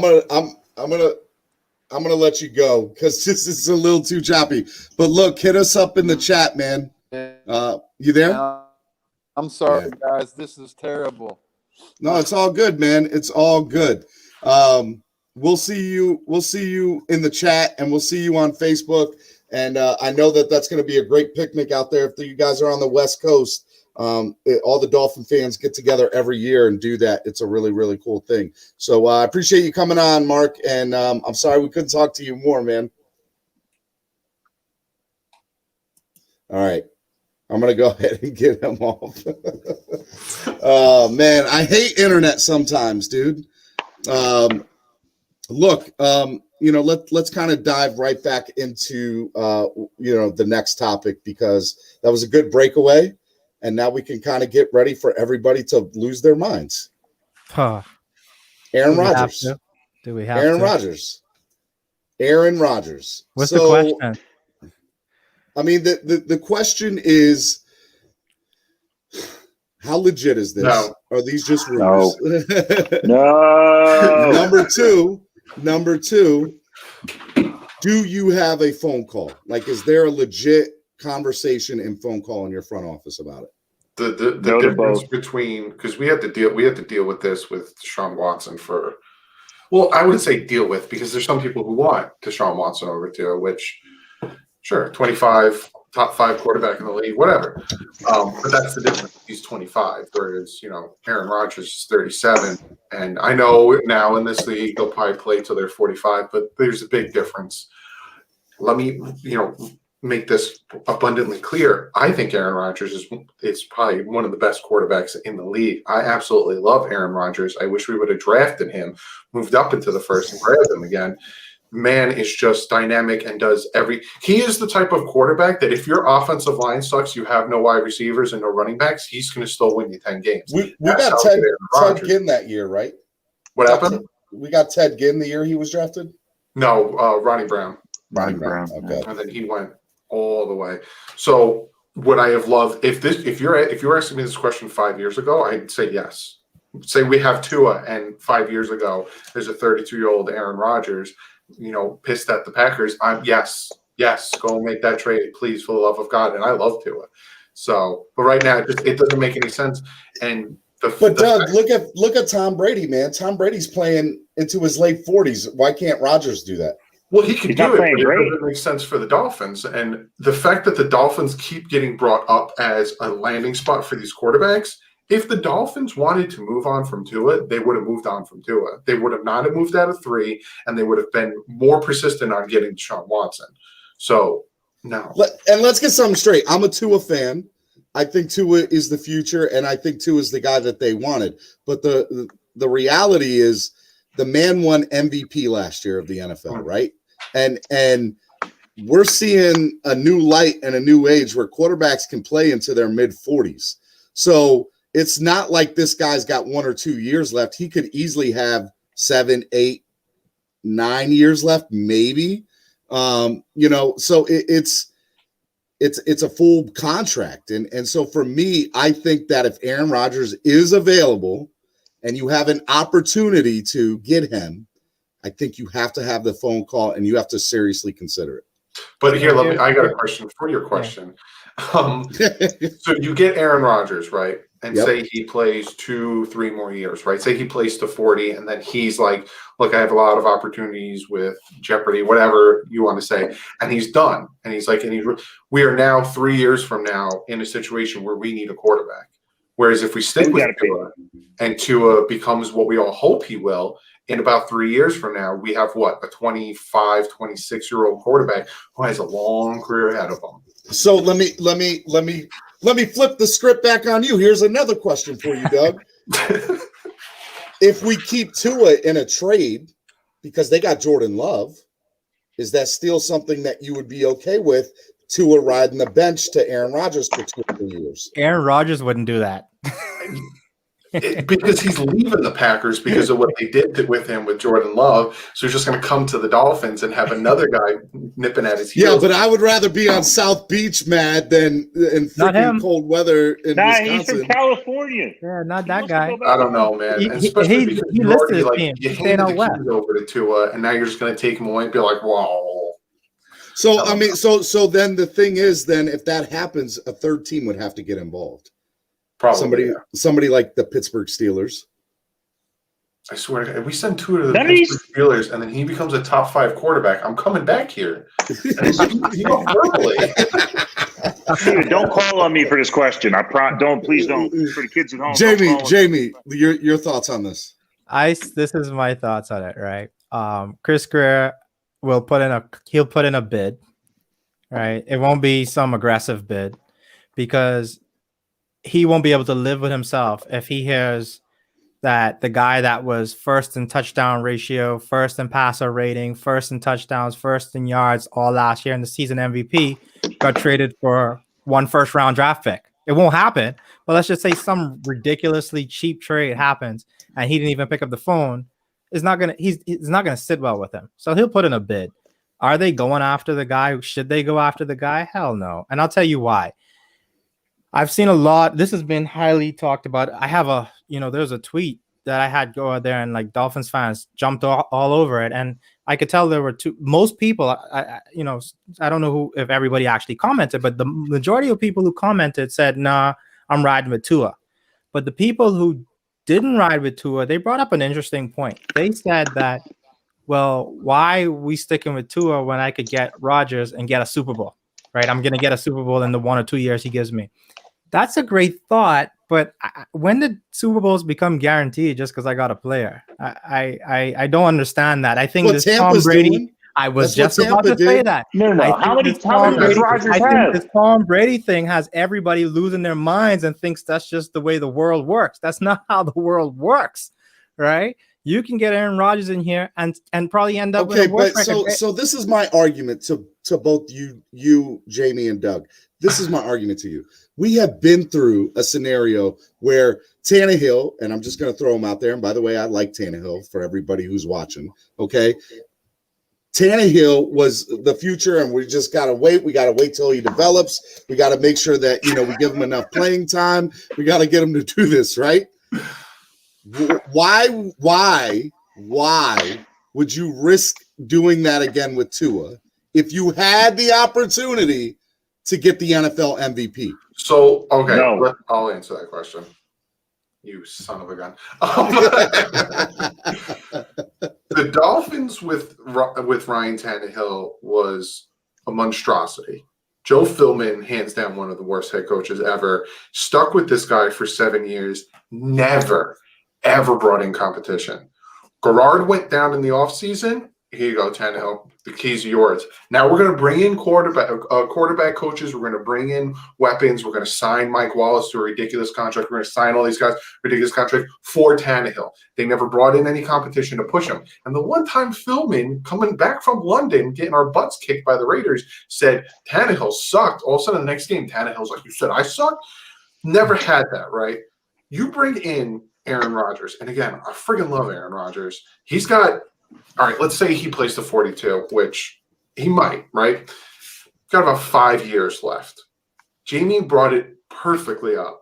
There's no guarantee that the man is going to win us a Super Bowl in those 5 years. Yeah, but Tom Brady did it with the Tampa Bay Buccaneers. The Tampa Bay Buccaneers brought in Rob Gronkowski, Antonio Brown. They brought in Blunt. They brought in – they just started to, okay, we got to win now because this man is in his 40s and we have to win now. Talent. And what the Dolphins are doing is they're building for the longevity. They're building for when our talent is groomed and ready, we have a full roster filled with talent that consistently will win 12 games every year. Whereas the Bucs were like, we just need to win now.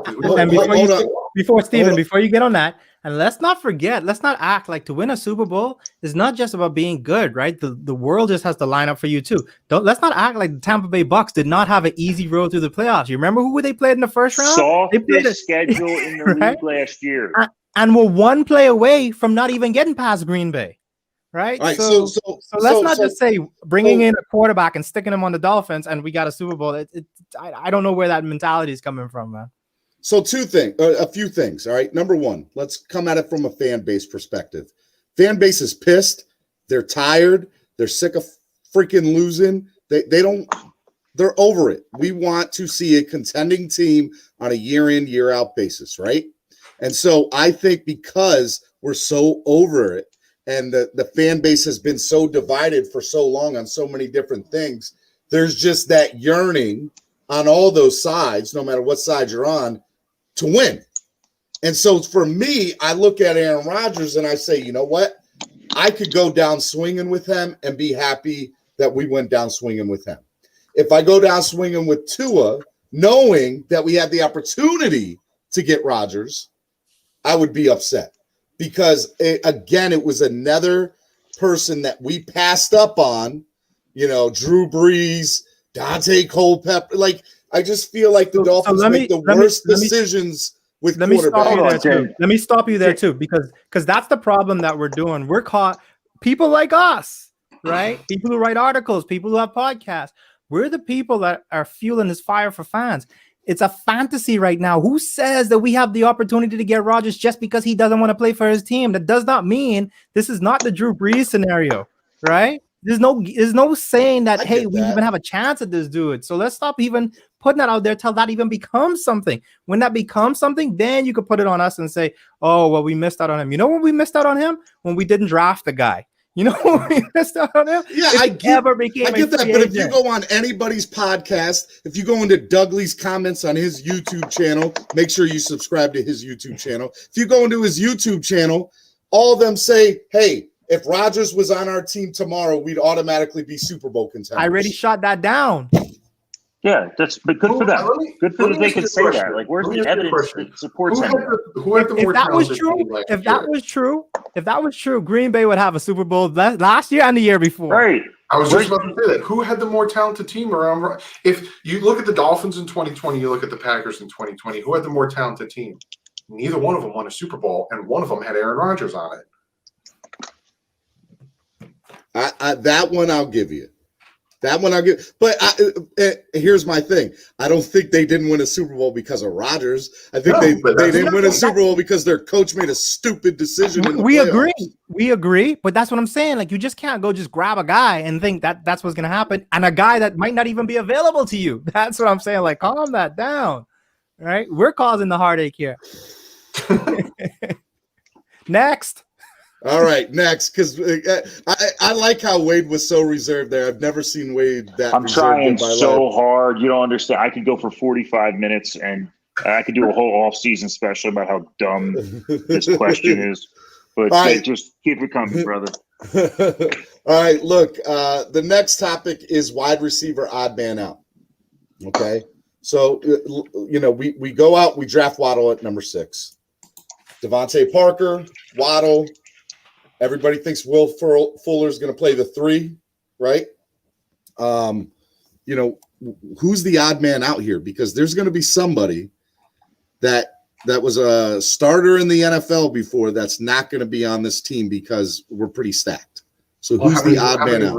I think the biggest question is how many receivers you think we're running with? Yeah, I was just going to ask the same good question. I was going to say same. I think we're running with 6. I mean, we have, 12 right now? There's 11 13. I can see. Well, it depends on, because Perry's technically running back / receiver. Yeah, I think that's how they're going to play it. I think Perry might get listed as a running back to say, like, if they fall in love with 6 of these wide receivers, they may list them as running back to You also have some of the same players, right? I look at Malcolm Perry and I look at Lynn Bowden. Yeah, I feel like they're the same player. And Bowden's Hang on. So think about this for a second, right? Let's look at what the depth chart realistically is, right? Waddle ain't going nowhere. That's a given, right? Fuller we brought in on a 1-year deal. He ain't going nowhere. Mm-hmm. Parker, for what he is and the money he makes, if he goes somewhere, it's via trade, right? And that's going to depend on what kind of trade option we get for him, right? So that kind of covers the top. We'll say 2.5 right there, right? Preston Williams. And also, Wade, Parker's your only 50-50 guy. So if you trade him, you're probably replacing him. Well, not only is he the only one, he's maybe the best in the NFL. Like, even missing almost 4 games last year, he led the league. Did you read this? Read this. Have Tua throw a 30 or 40-yard pass to a receiver. Whoever drops it is out. That's going to be the only one 40 yards down the field. That is the highlight of the night. You win comment of the night, Douglas. Comment of the night right there, Douglas. Hang on a second. Keep going with this, right? So Preston is on the last year of his deal, right? And I think we all are hoping that Preston stays healthy and balls out and does his thing, right? But let's be honest, the track record says maybe not, right? And I like Preston. I hope he does everything we think he can do, and I hope he stays healthy, right? Everyone's talking about Grant. Grant's making what, like $4 million a year? Like that doesn't Grant is gone. A cut. Grant's gone. Like, who's next on the list? Like, Alan Hearns is making pennies on the dollar. I think, Jamie, you said that already. Yeah, so let me give you the numbers, Wade, so you can run with it, right? Well, so Jamie, here's the guy. I don't even need him. Here's the guy. Okay. The guy is the guy that had to restructure his deal just to stay on the team last year and then chose to do a COVID opt-out after that. It's Albert Wilson. And I know he's not making a lot of money either, but the team was going to move on for him last year if he didn't restructure his deal. Now, I will say, though, when Wilson played, he was a beast. When he was on the field, he was a beast. When he played, but he wasn't on the field in Kansas City before he got here, and he hadn't consistently stayed on the field as a Dolphin. And I know they used him in some running situations and all that. You can take a lead to it, but at the end of the day, what's his name? Reuben Foster, the Alabama kid, he's cheaper, can do the same thing Wilson can do. The 2 guys you mentioned, Bowden and Perry, they are not as fast as Wilson. But if you look at how Miami used Wilson when he was healthy, they used him all over the place. They used him in the sweeps. They used him in the out of the backfield position. They used him in the move you across the field, line up wherever. They're cheaper than him. They're healthier than him. They have a relationship with Tua, which he doesn't from opting out last year. So, like, if we're going to run with 6, it's going to be a couple of these guys fighting to make, number 5 and 6, and they're all going to hope that they make it on the practice squad so that when someone gets hurt, they get called up. But that's who it is. I want to call this guy out. I know for a fact Jamie, Doug, and Wade all look at game film. Just want to call you out there, my guy. Yeah, they all look at game film. Okay? I'm the worst, bro. I'll tell you if the guard jumped during the game when it happened. I'm not the guy you want. When I go to the bar in Jersey to watch the Dolphins play, the flag will be thrown, and I kid you not, we have a whole section of Dolphin fans take over the whole corner of the bar. They all look at me, and I'm like, I was holding on so and so. Same. Craig says our 6 wide receivers will be Waddle, Parker, Williams, Fuller, Bowden, and Wilson. Hearns makes it over Wilson. I don't think so. I think Albert Wilson. So how much of this? How much of the money plays a factor into this? If it was a factor, it would have been gone by now. Yeah, most of these guys aren't making it. Jakeem Grant is. I think Jakeem Grant's gone, Doug. You know how much but you don't understand though, Steven. You know how much they really like that guy. This was one of the guys that since Greer has been there, he re-upped on. Yeah, so they really like that guy. Now, it's gonna be tough. I think what's happening, right? So you guys know the Dolphins put together a brand new offense. They're going to be an offense that we've never seen before, the scheme that they're coming up with. And you could tell they have certain type of players they want for it. I think they're going to bring these guys in, see who fits that mold. And then based off of that, then that's when we start chopping it. And Wade had it right. There's a couple of untouchables, right? So we know Fuller, we know Waddle, and we know Parker is untouchable. I think the next part of it is whoever can fit that scheme. And I think they're also going to be redundant in some pieces because they don't want the injury bug to kill them again. So you might see 2 of the same player. They'll be like, but hey, Grant can do what this guy does. Why did we keep him? Like, for example, I automatically thought when Waddle was the pick that, Grant is done. Oh, my God. But then I started thinking about it like, maybe they want to have 2 people back there, that can play special teams and give you that same type of speed on the field to play that same type of position. So I honestly, this is the hardest question to answer. Especially that where the offseason isn't the same, where we get to see these guys in training camp and stuff like that. So other than the 3 untouchables, it's up in the air, man. And some of these guys might even get traded. Who knows? Yeah, I was about to say, I don't even think like Devontae Parker's an untouchable. He could easily be traded, especially to a wide receiver needy team. What's his value? What is a guy like Devontae Parker's value, Doug? Like a third. Yeah, I would say a third too. Because his injury, and that's the thing that we have to remember, is a lot of people are talking about our top 3 or top 4. The top 3 that I keep hearing in Fuller, Parker, and Preston Williams were injured. Even Jakeem Grant injured, So there was a point where Tua was playing against the Kansas City Chiefs, throwing for over 300 yards to none of the starting wide receivers. Hey, the Arizona game, right? Talking about watching film. Yeah. The best receiver in the Arizona game was Jakeem Grant. Tua was forced to play with him because everybody was injured. Grant's been a baller throughout his career. He had a down year last year for sure, and I don't know if anybody was harder on him than I was.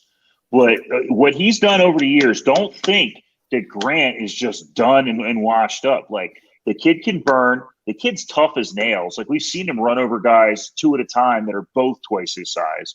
I don't know for sure that Grant's out. And I would love to get a second-round pick for Parker, especially because he's only at that $10 million a year price point if we move on from Parker. And I want to be very clear. I'm not saying let's move on from Parker, right? Like, I've been one of the few guys that have said I would love to see Waddle on one side, Fuller on the other, and Parker in that slot position just because he catches the ball no matter who's draped all over him. And when Tua needs a quick bailout in those RPOs, who did we see that did it last year, and maybe in the league, better than Parker? Tua's so quick at that fake handoff, the snap, and getting rid of the ball. And Parker's so good at catching that ball when someone's on him. Again, I think it was 19 contested catches last year, tied for the league lead, even though he missed a few games. So, in my mind, if we keep Parker for only $10 million a year, that might even be worth more than that second-round pick. Because who are we going to get at a second-round pick that has that particular skill set and size that's going to be available? But so you're bringing up Matt Collins down here. He was a guy I didn't get to, but he could But remember, even when he was on the team last year, it took a bunch of guys getting hurt for Mac Hollins to really show up. So, I mean, I don't know what for sure the total depth chart mixture is going to look like, going forward. I will say that there's going to be some guys that physically can't make 53 because the limit's 53. But a lot of those guys are going to end up on the practice squad, and don't expect to not see them get called up down the road if there's some injuries, especially with, some of the injury-prone guys we have, even though, maybe after Fuller did all those PEDs, he didn't miss a game because of injury last year. It was only suspension, so maybe he's finally healthy. I don't know. All right. Don't be surprised. Steven, my favorite commenter of the night is Cap for Life, man. I really he's been getting on you all night, my guy. I really love Cap for Life. Jamie says brand new and then follows it up with redundant. Make up your mind, dude. You take this guy's lunch money or something? What is all right, hey, real quick, get the latest DWA gear, like the #1 selling DWA shorts. If you guys don't have that, you guys should check it out exclusively on MiamiSportsMusic.com. We have lots of amazing stuff. If you guys look at the bottom left screen, you'll see Wade rocking that DWA baseball jersey, which is dope. You'll see the DWA hat, and then you'll also see we got camo DWA too, man. Look, you guys got to go get that at the shop, man. We got everything over there. Go to MiamiSportsMusic.com today. Click on the clothing tab, and remember to like and follow us on social media. Go to YouTube, click and subscribe, and make sure you get the notifications from us so you don't miss out on flash sales and exclusive discount codes for our subscribers only. Again, go to MiamiSportsMusic.com today. And before I finish that, Doug, show them your shirt. Doug's got shirts too, man. And that's on Doug's YouTube channel. If you guys want to go to Doug's YouTube, stay classy and fins up. Guys, go support the homie Doug. He's got a lot of really, really cool stuff too. What we should do also. All right, look. Look, we got about 25 minutes left in the show. And we all know what's going to happen tomorrow. It's going to be crazy. Right, the schedule is going to come out. Everybody's going to want to talk about it. Everybody's Doug has so somebody said y'all need to make sure you go live tomorrow and be on social media. So everybody knows Doug is not doing anything tomorrow. He is going to make a video when it comes out. So be on the lookout for that. Hey Steve, real quick, we're going to be doing something. What we should do is teaming up with the Positive Porpoise, Danny Johnson, out there for those of you guys that love him and everything he did for the DCC. So me and him are going to be doing something tomorrow night. Check out, his Facebook Live and all that wonderful stuff for the schedule release. Awesome. Sounds good, man. Be on the lookout for that. All right, look, let's look at the schedule because, look, if you look at it, I want to say I have it up here. And let me kind of bring you guys into the fold here. I'm going to bring you guys back in here in a second. The away, obviously the regulars, we got Jacksonville. It looks like we're going to be in London for that game, right? Tennessee, New Orleans, Tampa, Vegas. And then home, we got the Falcons, Carolina, Houston, Indy, and Baltimore. So looking at the schedule, let's say Thursday night, right? Opening on Thursday. We got the Giants too. Yeah, we got the Giants. Yeah. All right, so real quick. We're going to let's just use this is all hypotheticals. We do not know the schedule yet. We don't know anything. The question on the docket is how many primetime games will the Dolphins get this year? I think the Tampa Bay game. I think London makes it a primetime game, right? Not necessarily. No. It could be early Sunday morning. That's true. Well, you got to think that the Bills are going to be one. The Bills and the Dolphins playing against each other, that's going to be a good game. I think that's two. Right? And then I think your third is a toss-up. I mean, you could have... So here's my breakdown, right? So last year, you know how many primetime games the Dolphins had to start the season? One. And they ultimately ended up with two because they flexed the Las Vegas game, right? And that showed you what the league thought about the Dolphins. Now, I can't go a day without turning on NFL Network or ESPN and not hear the Dolphins in a segment. Dolphins also won 10 games, one game away from the playoffs, and also a lot of people picked them to be graded well from the draft. So all that being said, I think the Dolphins are going to be on there for 4 games. starting out on the schedule with potential to flex some more. Now, and there's a lot, I could see an easy out of for the 4, I can see easily 6 to choose from.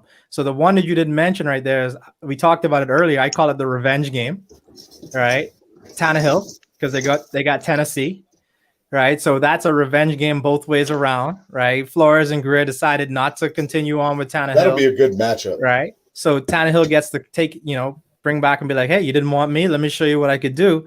And then don't forget, it runs a little bit deeper too for Flores, right? Flores had to, he was the defensive coordinator for the Miami Miracle on the other end of that. So that's going to be a nice one. And honestly, it's just going to pull the Dolphins. Think about the frenzy that's going to cause with fans talking about if Tannehill has a good game and Tua sucks in that game. Oh my God, I'm going to shut down my Twitter for that day. Right? I'll make it a video. So that's one. I'm out.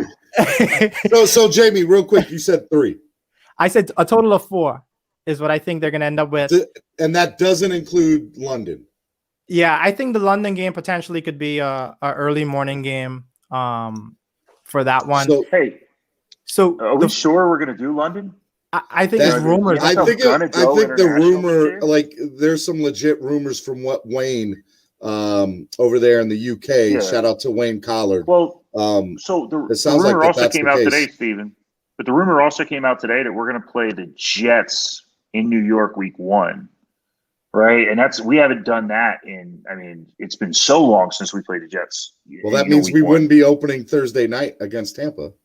No, I want that Jets game to be the last game of the season in New York, week 18. An easy road win to walk into the playoffs. Because let's be real, they beat us once in the last 6 meetings. Right, and it ain't gonna happen. Oh my God! If you don't turn and knock on your damn wood right now, I'm not playing. Oh my God, dude! But I'm honest. Like, are we gonna? Do we know for sure that we're gonna do any international games? Like, I would love a Mexico City game. Look, here's the thing: the reason that we got the Super Bowl, the other team are losing their home games to Inter. I don't think Mexico is getting a game this year. I think they're just too not. It's just London, and Stephen Ross made a deal to get the Super Bowl that if he did that he would play international games. So I'll play international. I just don't want to play Jacksonville international. That's a good Miami at home and then the next week at Jacksonville trip. You know what I mean? Like, you get that in. Like last year, we went up there Thursday night. I just don't want it to be that game. Let's play somebody else. And don't forget that there's a new rule that after week 12, Monday night football games can now be flexed. Because it used to just be Sunday night games. Crazy. Now Monday night games can also be flexed. They're talking about Black Friday games coming up, not just Thanksgiving, but adding games on Black Friday, man. Like, we never, you know what I mean? Like, listen, let's kind of talk about that real quick. There. Look, NFL Sunday Ticket has been run by DirecTV for the last 40 years, something like that, and we all know where we're headed as technology and getting content. Hell, that's why we started Miami Sports Music Podcast Network, right? So, you look at that, and it looks like Amazon has already got a sweet deal set up with the NFL. I mean, I think that's the next big thing is the Sunday Ticket package. I think that there's no point in them staying with DirecTV at all. None. And so I think that you'll see them go to somewhere like YouTube or Amazon, and you'll allow them the opportunity where, hey, I'm not going to pay for a full package. I'll just pay for my team.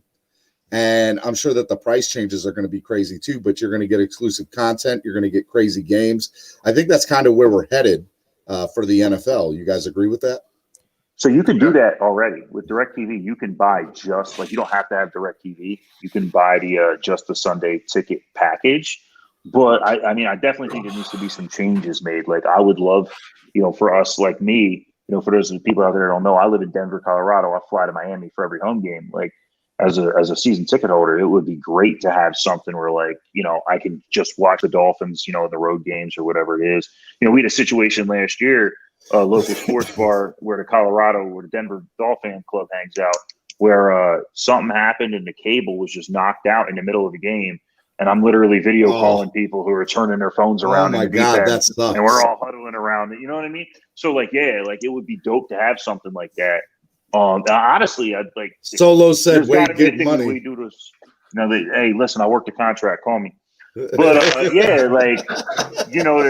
there's there's got to be a better way. You know, we get all this. I feel like cool everybody stuff. up here does real estate now, right? Almost. Everybody, yeah, almost everybody. God, I got to pass this Solo. stupid test. Solo's a real estate agent. Wade's a real estate agent now. Over here, look, if you guys need a house, you guys need to find a home. If you're in the Denver area, you go see Wade. If you're in the Miami area, you go see Solo. And if you're in the New York, New Jersey area, you go see my man Doug. All right, check it out. Or you move. Or you move.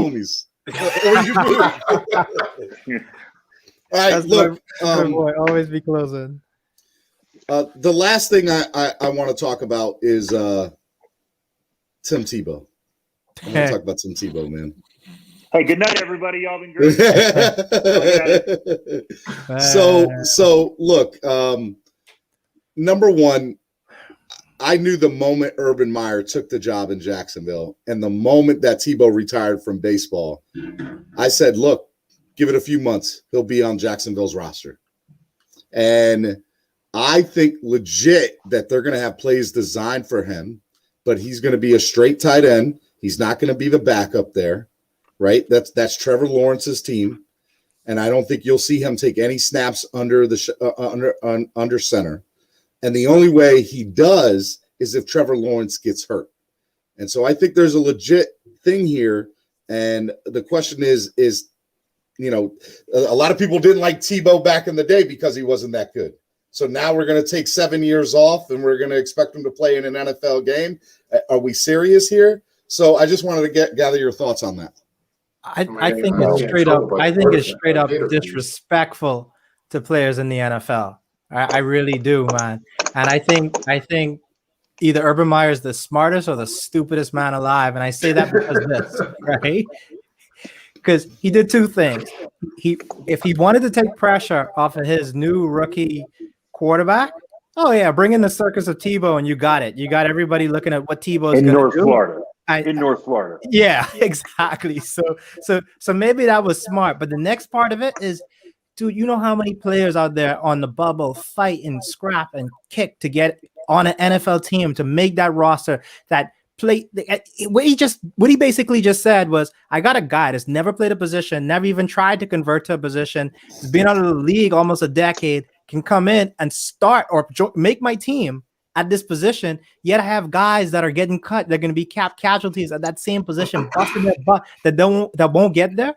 NFL teams are going to target the hell out of Jacksonville and target the hell out of Tebow if he's on that field. So like I said, Urban Meyer might either be the smartest or stupidest man that ever lived, but I'm out on that move, man. I didn't like that one bit. Jamie, Urban Meyer wanted God on his side. That's the only. Let's be really honest about something, right? Tebow couldn't cut it in the league before, right? And I'm sick of all these people like complaining about him and another quarterback. Whatever. Like Tebow couldn't cut it in the league before, and it's not because of lack of athletic talent, right? I'm not saying what the guy's ability is. This guy's not going to be on the roster. Yes, they need help at tight end. They got a bunch of good young receivers. They got just drafted a pass catching running back. Like this guy's not going to make the 53-man roster. Like I made. You don't even think he's going to make the team? No, absolutely not, dude. He shouldn't. There's no way they go through this circus without him being guaranteed a roster spot. What circus? It's Jacksonville, Florida. This is the least weird thing to happen. Let me tell you why Jacksonville wants this, right? It takes the pressure off Trevor Lawrence, right? He can screw up. What all the eyes are going to be on. He's the quarterback in Jacksonville, Florida. Listen. Your boy sells tickets, and all those Florida Gator fans are about that life. All right, they want to go up. They want to see him. I'm telling you, he is. Yep. Solo said it correct. It's show business. That's why Tebow's back. Solo said it correct. Gardner Minshew's still on the roster. I'm telling you right now, let's at least get that quarterback conversation. Because Gardner Minshew's still on the roster. He's still the backup quarterback. So let's at least get I never said that he would be quarterback. I'm saying he's going to be the tight end. Listen, at the end of the day, I don't know what Urban was thinking. Urban's already made a couple questionable decisions, including taking head coach of the Jacksonville Jaguars. But hey, look, have at it, bro. I'm a big fan of if you think there's somebody out there that has talent and they're willing to take a minimum deal. Like I said this earlier about Des Bryant and some of these other guys. Like I'm a big fan of like, why not take the shot on it?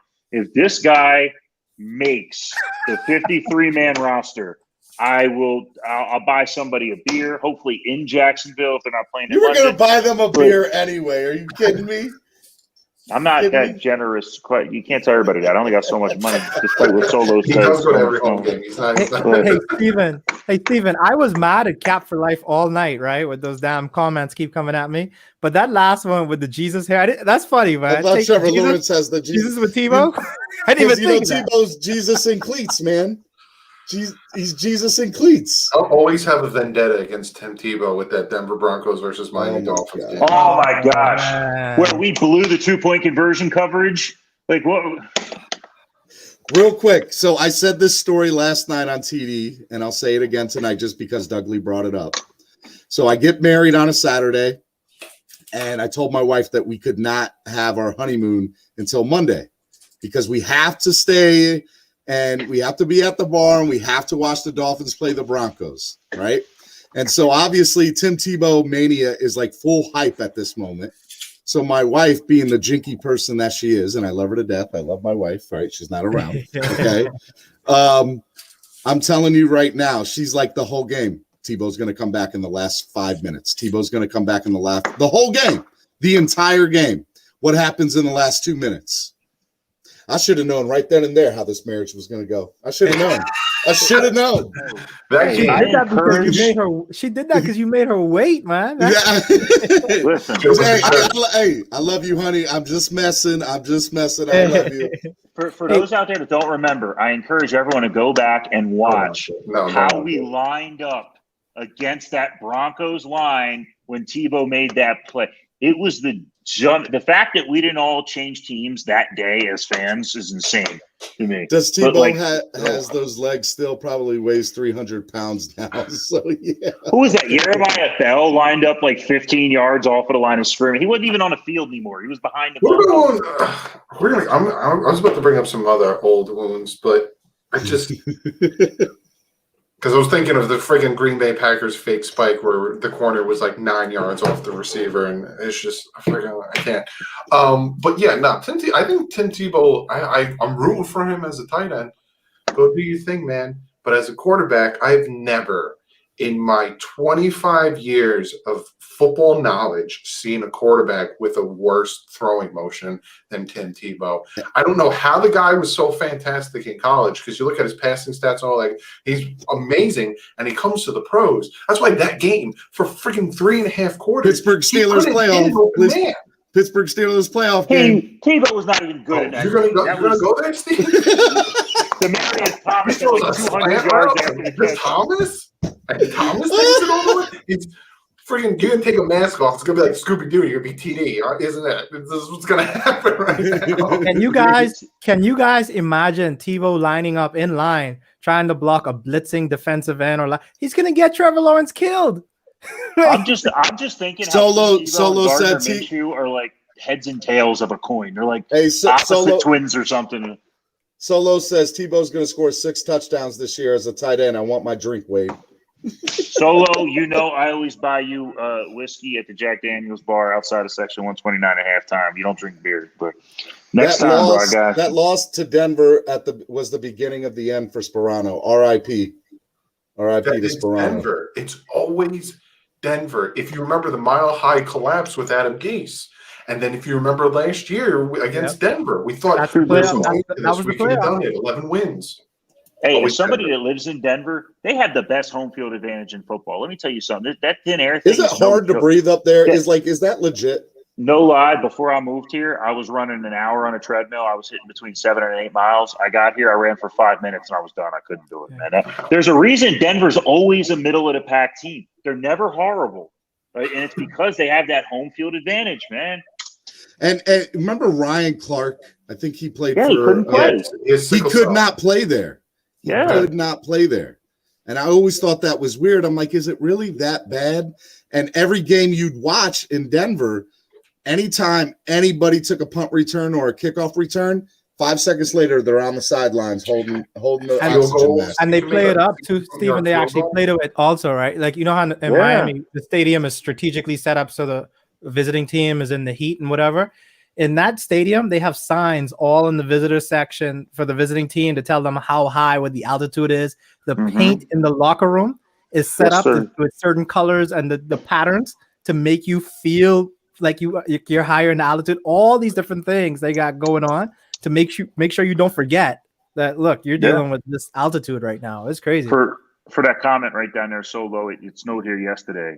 And here's the thing about Colorado, man. You can land in Denver where it's 5280 is the altitude. You can drive 40 minutes, so you can be up another 1,000 feet. Like, think about Preston Williams as an undrafted free agent. He came down from Fort Collins, Colorado. He was out gassing people right away, even though it was at Miami. So that brings me to a good point real quick as we're wrapping up here.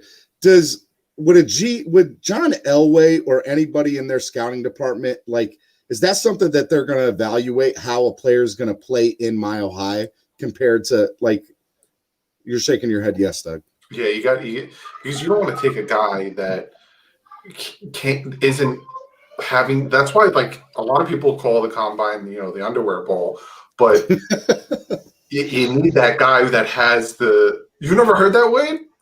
Nah, who y'all hanging out with? What the underwear? Well, you got all these guys in their underwear. Some weird stuff goes down in Indianapolis, but geez. But yeah, you want that cardio. You want them to be able, because you don't want your guys getting gassed. But it's the same thing, because I talked to Vince Beagle on my channel, and him being up from Wisconsin, I was like, what was it like in Miami? He's like, at first it sucks. So we have these guys that we bring in that are from the north that come down, and all of a sudden in July you're in training camp. It's like 100-some degrees. They don't do 2-a-days anymore, but you get used to it. So I think it's the other way around. But to jump on what Jamie said, I love what the Dolphins did with that stadium, because we all been to the stadium at 1 o'clock.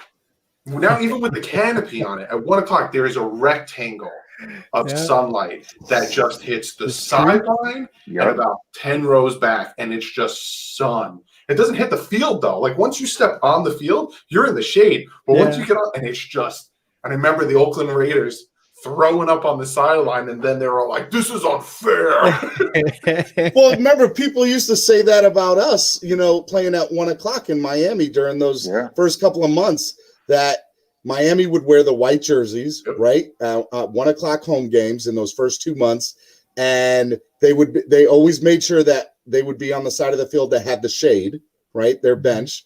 And the other team was just like wearing some heavy blue ass or green ass or some blue, red color, like something. So they would just look gassed. By halftime, they looked like they had run a marathon. Every year, me and my dad go down in November. When we get our tickets, I say to him, "Make sure you get the home side."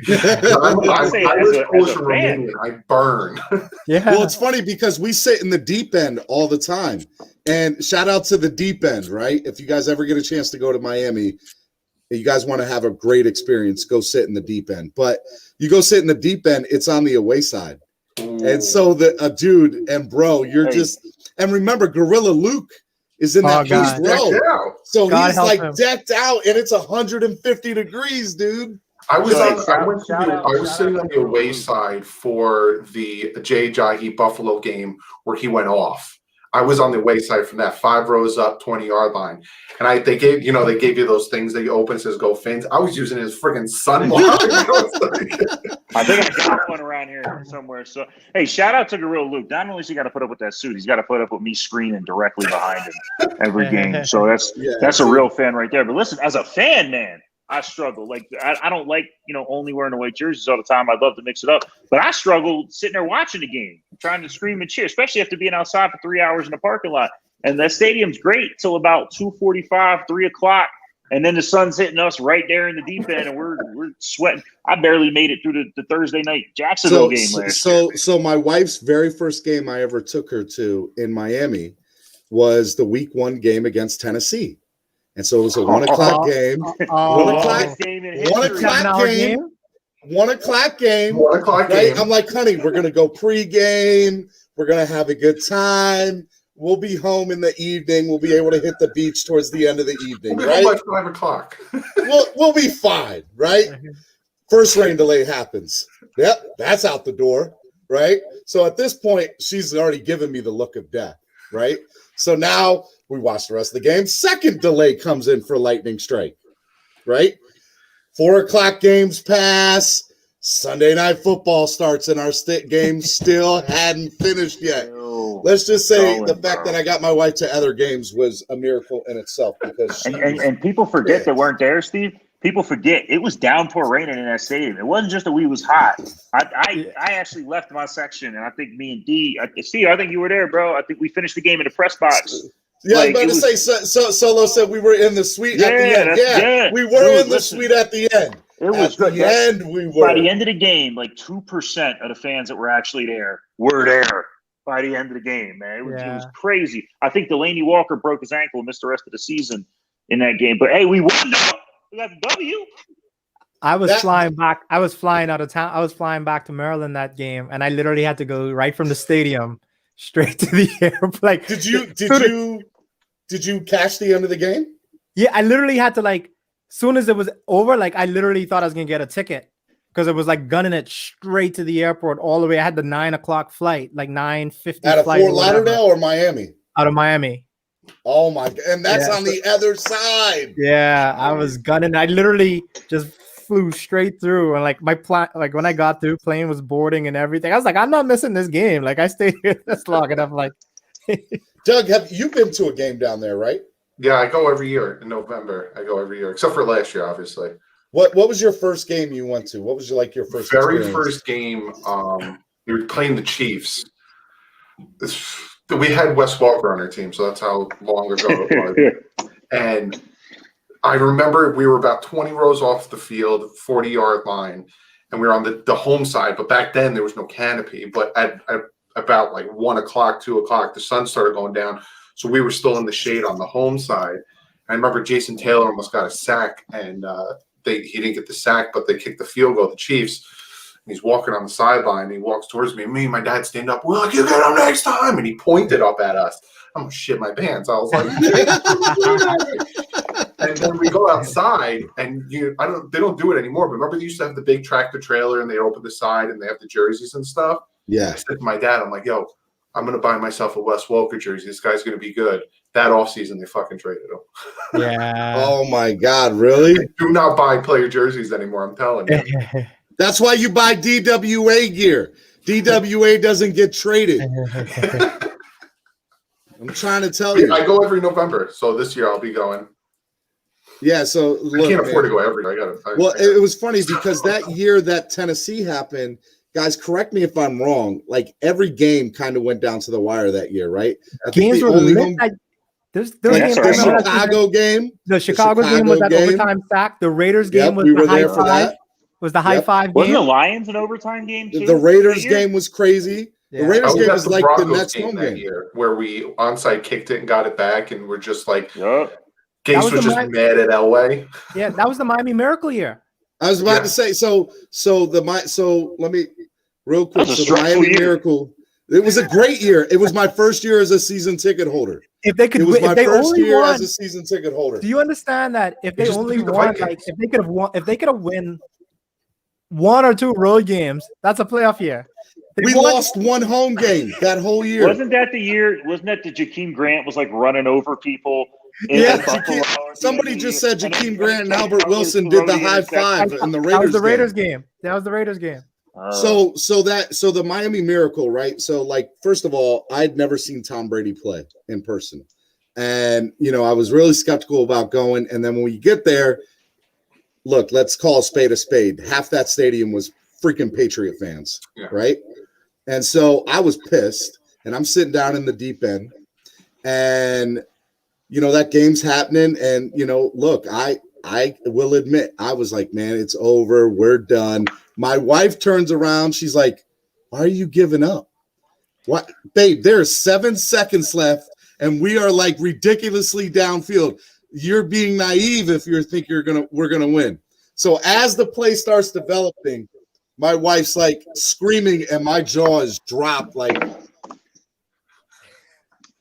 What just happened?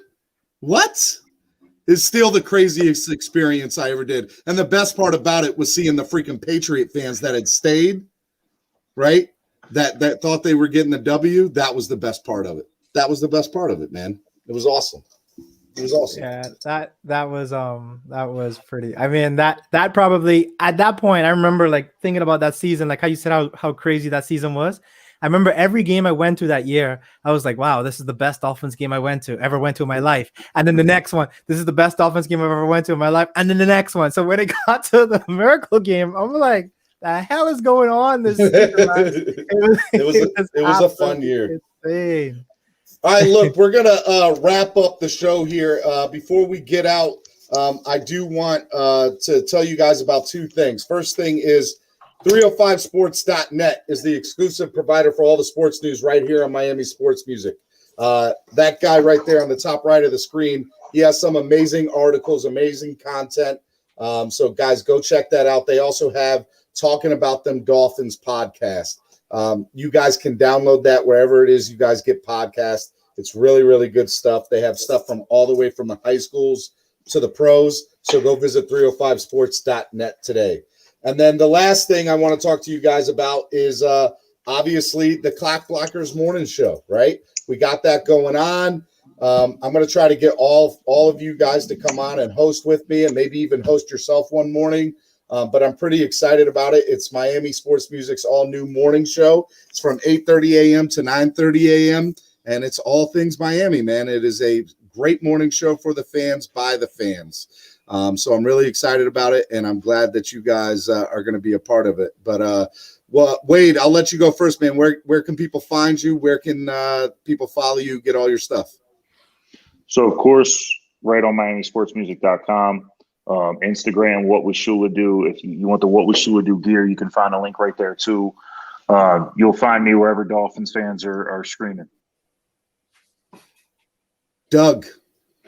You can, if you need to find me anywhere, just look up Doug They Do Wrong and you'll find me. My name is very weird. So Twitter at Doug They Do Wrong, YouTube.com/Doug They Do Wrong here on Miami Sports Music. I'm working on, I have a podcast, but I'm working on getting it back up to date and doing all that good stuff. But yeah, I'm very excited for this season and hopefully meeting you guys in person. Yeah, that's going to be fun. Jamie? So you said it best, man. You can find me on Miami Sports Music. Miami Excuse Music? Yeah. I've been drinking a little, I think. I don't know. And 305sports.net anytime, right? And if you're looking for me anywhere, same thing. You can just drop Jamie Bahamas anywhere and you'll find me, the one and only. All right, look, guys, it was a pleasure hanging out with y'all tonight. Whoa, wait, hold up. Stop the phone, stop the presses. Oh,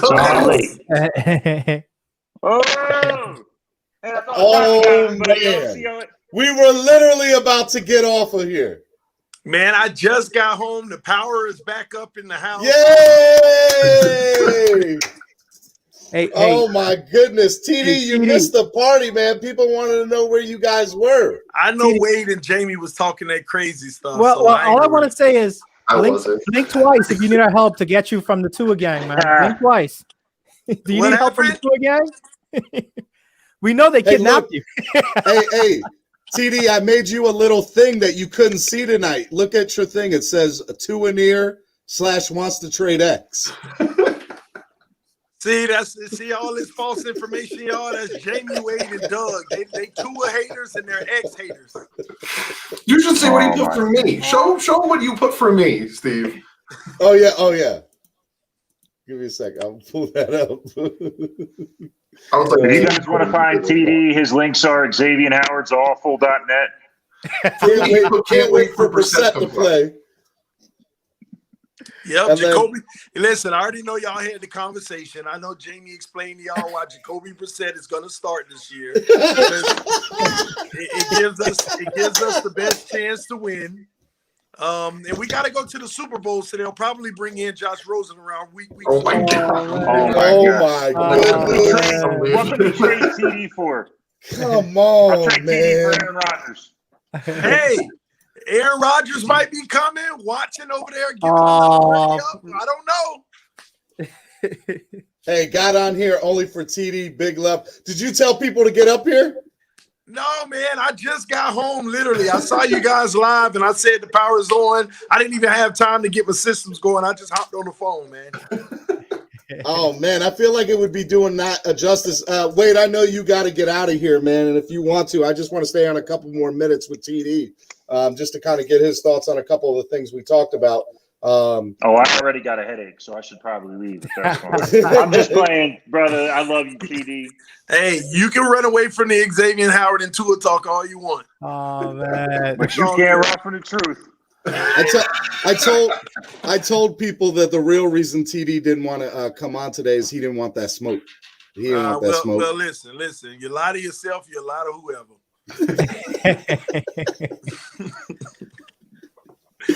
Oh man, what's up, Doug? What's up, Doug? What's up, Wade? What's up, Jamie? I ain't talking. What's up, man?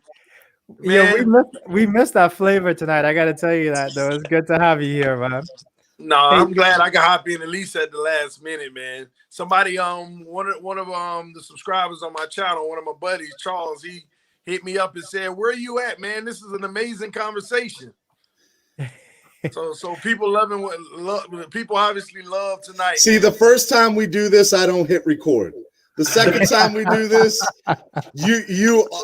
somebody hit a power box in your neighborhood. So somebody ran into the power box, man. Hey, Steven, let's give the people what they want. Let's have some fun here, right? Bring up your topics again. Let's go lightning round. Everybody gets 30 seconds. We're gonna run down with TD. Let's give them what they want, man. All right. Doug, by the way, this is recording. Doug, you don't have to stay for the torture. They don't realize you got a baby, man. All right. Real quick, TD. First thing, 30 seconds. Yes, draft recap.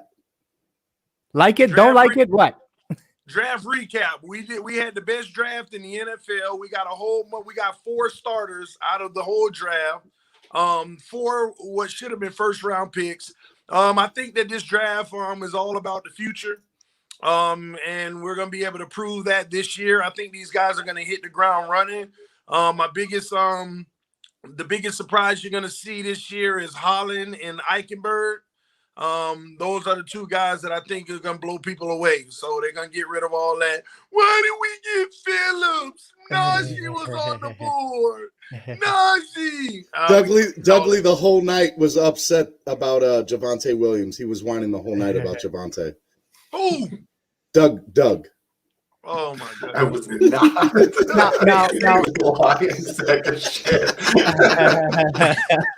I believe it. Doug, this one's recorded, man, so you can't get away with that cap. Yeah, there ain't no getting away from this one. All right, so he really was complaining about it. Nah, he wasn't. But you gotta admit though, when we did the draft show, we all were a little bit starstruck. Like we were all stunned when Denver made that trade, man. I remember looking at all of our faces. I was stunned because they felt like we were getting him. I'm at a point at this point. I don't think we were actually getting him. Y'all that's what people were. That's what we were saying tonight. I asked that question earlier today. Miami's pick was already in. Yeah. So I don't know, man. I don't think they need a running back like that. But all right, let's keep going. All right. Is the current roster good enough? Where it is at? Depends on Tua. Okay. Is there any free agents that you would like to see? Nope. Okay. Rodgers. Let's get it. Let's stay. If you had the opportunity to get Rodgers, you're doing it. Man, listen. How many draft picks we got in the next 10 years? Send them. Citywide. Well, listen. This league is delicate. We could all talk about we want to build a dynasty and just be like a contender every single year, but this league is so delicate, man. You gotta. I mean, I think I've transitioned my football thought process to you gotta get it whenever you can. By all means, if you see an opportunity to grab it, you go grab it. I don't care if that means doing a whole 4-year rebuild for one and doing a whole another 5-year rebuild for one. But I don't get me wrong. I'm all for the patience of building a contender, blah, blah, blah. But the one thing that has been consistent over the last 20 years is the lack of an elite quarterback, and it shows. So you were saying, let me just make sure I hear you clearly so the people, we're keeping receipts tonight. You're saying that Rodgers to the Dolphins, even if that means starting over. Super Bowl for the next 2 to 3 years. So Doug was totally against that idea, by the way. Super Bowl for the next 2 to 3 years. Let me tell you, see, it's people like Jamie, people like Doug, they putting all their hopes in one basket, and if that basket got a hole in it, they wish. Hold on. If Let me that get close basket to got a hole in it, ooh, boy. Put all hope in one basket. You don't think you're putting all your hope in Aaron Rodgers' basket? Thank you. Hey, guess what? It's the best basket you can ever find. It's the best. I like my little tiny Tua basket. I'll say that. So TD. Tua basket ain't even got good hips. So TD, here's what I'll say. I want to see him out there, Drew Brees in it. That's what I want to see. So TD, you're saying start. I know we said 30 seconds for the topic, but you just brought some heat, right? So you're saying start over with Rodgers, right? Even if that means start over. Rodgers was MVP last year, won in how many categories, and they didn't win it with Green Bay. Rodgers was one of the best quarterbacks the year before with Green Bay. Did not win the Super Bowl. So why do you think if the Dolphins started over and added Rodgers now that it's any different or any better? Why do you think that? First of all, I threw start over as the worst case scenario. Okay. We wouldn't be starting over. That's number one. Number two, take away Rodgers from Green Bay, take away Tua from the Dolphins. Who got the better roster right now? Dolphins. Okay, I don't want to hear it. They got enough to go to the Super Bowl and compete. Doug, we talked about this earlier. Wait a second. You're saying if you take the quarterbacks out of Green Bay and out of Miami, you're saying the Dolphins have a better roster? Yes, I do. They 100% agree. Huh? I 100% agree with you. They got the better defense, and as of today, if everything works out, we got the better offensive receivers. We don't know that. We know it. So TD, you can't do that. You can't use the same argument against yourself. You're saying if for these guys, but then if doesn't work for Tua, you can't use both against yourself. Hold on. See this way you messed up. I already said there's a basket that's guaranteed.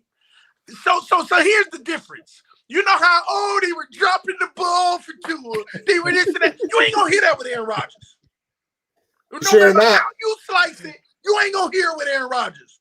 That bad boy gonna get it done. I don't care how you want to slice it. It's gonna get no done. on Rodgers. TD is drunk. Listen, I'm gonna be honest with you. I ain't even an Aaron Rodgers fan. The only thing I like about Aaron Rodgers is that my wife hates him. Capital Life says Jesus, Ray, Larry. All right, Steven, keep us moving, man. Keep us moving, Steven. All right. Next, I'm going to skip the Tua thing because Might as well. Might as well. I wish you were up here for 2 hours, man. All right, second thing. Wide receiver, odd man out. Who's the wide man? It depends. Is Tua here or Rodgers? If Tua's here, Grant is gone. So if you say, get your popcorn. Yeah, if Tua's here, Grant is gone. If Rodgers here, Grant MVP.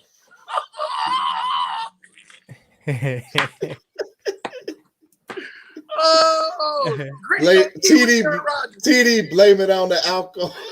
Jamie Foxx. Boy, they going hard up here. Get them, TD. Hey, TD, how do you feel about TD? Let's talk about this though. When the wide receiver thing, this one was up. We talked about this for a while because there's so many unknowns here, right? Let's talk about the. What do you feel about Wilson? Because a lot of people have him on the chopping block. Yeah. And again, I don't want to go back to him, but is he here week one? That depends on what they really truly feel about Jakeem Grant. That's what it depends on. See, Grant, we're in a peculiar situation with Grant. If Grant stays on this roster, they're going to save some money with Albert Wilson. If Albert Wilson stays on this roster, you might as well move on from Grant. Here's the thing with Grant. We don't have anybody else to really return the kicks at a Pro Bowl level like Grant, but the two guys we drafted, do it, but do you want them returning kicks, free shots on high value? Those are draft picks that are valuable. That's like putting your number 1 overall pick out there for punt returns. Who's going to do that? So I don't know. It just depends on how they feel. You know, here's the deal. When I look at the film, Grant doesn't get all the blame that everybody else wants to place on him. That's only when I look at the film. Everybody else look at it and say he got to go. No, you're on the same page as us. Honestly, I'm glad you brought that up because the panel tonight took a lot of heat for what you just said. We all basically so they said agreed with me or disagreed? They disagreed with you because we all had the same point. We pointed out that don't write Grant off. Don't put him in the coffin just yet because this dude can play. Yes, he had some big moments that stuck out and hurt some people. I think Jakeem's gone. That's what I think. But the problem is, this is where he gets treated unfairly.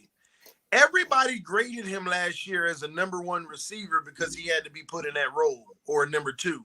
He's never been a number 1 or number 2. He's always been a number 3 where he returns kicks, plays special teams, and on occasional situation, he comes in and give you that one big play that he was on the sideline focusing on, okay? But now we get all these injuries and he has to step up and be the guy. He didn't transform into a number 1. But why? I think everybody just expected it because of his tenure, and they needed somebody to step up for Tua, and he had his faults. But what people also need to be fair about is Tua also had his faults with Jakeem Grant. Just as many drop balls as Grant dropped, Tua underthrew or overthrew or put it in a bad place where he had to make a crazy catch and he couldn't secure it. I mean, there's plenty of blame to go around. You know, it ain't just on Tua. It ain't just on Grant. This team, there were areas where everybody had a little culpability in it. Cap for Life has been the Frank of last night. Says, speak for yourself, Jamie. Nobody, Grant, can't catch a cold.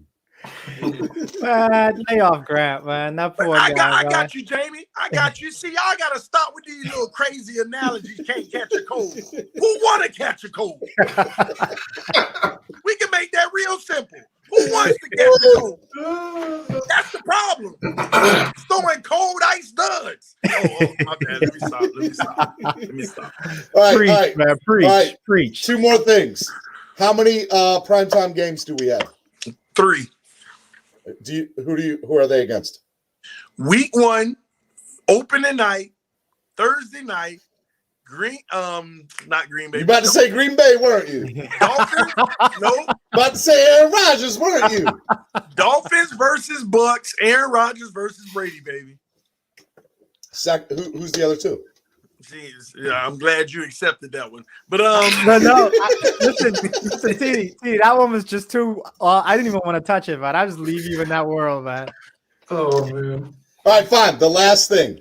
There'll be a primetime Buffalo game, and then we'll probably. That's what I said. I said Buffalo's going to get. And we'll primetime the Jags game in London. I said the Titans, man. Titans got to be in there. No, think about that. Think about it. If I can write the show right now. I know they'll give us a Buffalo. It's only right from the money standpoint. And I think we go across the pond again. We're gonna have probably Jacksonville versus Miami and London. TD, we were supposed to last year. Yeah, but we didn't. So I'm sure they'll have us go back over because us and the Jags are the number 1 and number 2 teams in the UK. TD, I'm surprised. I'm so surprised you didn't say the Tennessee game, man, because that's your perfect opportunity to come on your platform and talk about the perfect comparison of what we have today, which is Tua, and what we had before, the old girl and the new girl in that game. I'm surprised you didn't take that shot. Now you're trying to set me up because low key, I'm actually scared of that week. I'm scared that after the game is over, I'm gonna go on a rant and lose about 4,000 subscribers. You about to get 4,000 francs. You about to get 4,000 francs. I'll probably start today, probably somewhere like 18K. I'll end up with like 1,800. Oh, man. I love this man. Yo, we'll All be right, there with you. We'll be there with you, man. last thing. Hold on, what kind of jersey is that? So this is I'm making this a Waddle jersey now, right? But this is Tannehill. Oh, it's Tannehill. It's Tannehill. I thought about the same thing. I said, man, I might take this patch off and finally give up my little ex. You better put the duct tape on the back of that, Jamie. Since everybody say I'm married to Tannehill, I'm gonna give up the love of my life and put the newest Dolphin on there, man. Yep. That's why I pulled it out the closet. I was like, oh, I can start wearing 17 again. Greg says TD Tua will throw for 30 or more touchdowns. Book it. Long as it ain't 30 or more picks, book it. All right, last thing. Not TD. No, man. You can't drop the mic on that one. Come on. If you give to it anything. Okay. Last thing. Tim Tebow. Go. I don't know why people be hating on the GOAT, man. Man, I'm hating on Urban Meyer on this one, man. I said he's either the stupidest or smartest man alive for making this move. You know what? I can't wait. Dudley Do-Wrong, Mr. Dudley Do-Wrong. I can't wait. Once again, if we play the Jags and Tim Tebow do something crazy and win the game, you just make sure you come on the stream, Doug. It's not a quarterback, so I'm all for it. And it probably will be at quarterback, knowing Tebow. He'll overthrow his receiver and they'll lose. Oh, by the way, TD, Doug says he's not going to be on social media tomorrow. Not till 8. With the schedule? Yeah. I don't want it leaked on me. That sounded bad. Pause. Nah, I'm sorry. I need those leaks. I need those leaks. I need to prepare myself as soon as possible. I've been checking my phone tonight. I hate the schedule release date, right? Because I get like the leaks and I get people calling me because I'm trying to write the article to have the article right out as soon as the schedule comes out. Last year, man, I busted my butt. Wrote a whole article all day because I got all the leaks. I had the Thanksgiving Day game. I had everything, and I had to throw that whole shit away and start over, man. I was so mad. So this year, I'm not starting to write until 7 o'clock. The article will start to hit paper at 7 o'clock because I'm not falling for it again. Jamie, I'm just trying to see it as soon as possible so I know our path to 17-0. I'm just trying to see, what all elite quarterbacks Rodgers going to end up playing for. Hey, for those of you, we're about to wrap up here, but TD's going to co-host with me the morning show on Thursday. We're going to have a good time, bro. That's going to be good times. That's right. Steve, before we get out of here, I got some breaking non-football news for you. Okay. I don't know if you know this, but in a walk-off, the New York Mets beat the Baltimore Orioles 3-2. A shot to the heart. Hey, you gonna do that? Didn't your team just have a no hitter though? Yeah, we had an amazing 2.5 hours, man, and that's how you. I opened my phone. I saw another walk-off. TD, I see what you see in him. I see what you see in him. I thought Doug had some good news. I thought we brought Rosen back. Wait, hold on. Rosen didn't make it with the Cardinals. Rosen didn't make it with the Dolphins. Rosen didn't make it with the Bucks. Rosen ain't make it with the 49ers. Rosen ain't gonna make it, bro. Oh, you reading the headline? You better read the article. It says, is this the same future for Tua? Oh. See, TD throws shots intentionally because it's certain people I'm trying to really get under their skin. Them 2 ears, man. They I'm telling you, they fuming right now. They are mad. They like, somebody give me his address. Steven, before we wrap, bring up that Chef Jew comment, man. So what? Bring up that last comment before we wrap. Chef Jew just had a comment, that last one about seeing us. Yo, we got you, bro. You see us at a game, come say hi, man. Y'all going to some games this year? Yeah, I go in November. Me and my dad will be there. Hopefully which one? I don't know yet. We'll see what home games. Yeah, you gotta look at the schedule. Yeah. So fingers crossed. I don't know if it's gonna happen. Well, the Eagles are full capacity, so we'll see. The what? The Eagles already announced they're going to be full capacity. Philadelphia? Wow. Dude, the Dolphins are going to be full capacity. They're in Miami, because Florida's a whole other world. That's why. Well, the Dolphins were like the first team to be like full COVID. The pandemic ended already in Florida. Seriously. I went down there for the draft, right? Yep. No signs of it at all. None.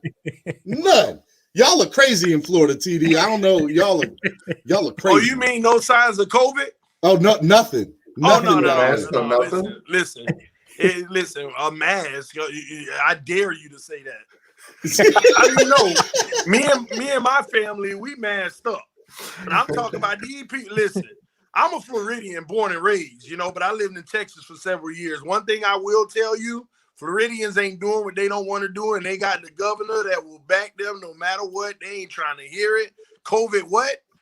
You try to get it in the house you want to. Aquavision asked Dougley, are you going to MetLife, Jets or Giants? I'll be there. I was hoping that Giants game. Well, the Giants are playing in Miami, so I was hoping the Giants game was going to be home. I was going to go to both, but I'll be at the Jets MetLife. I just hate when it be so cold. I hope they do it early in the season because I want to go. TD Samuel asked, who is Tuanier?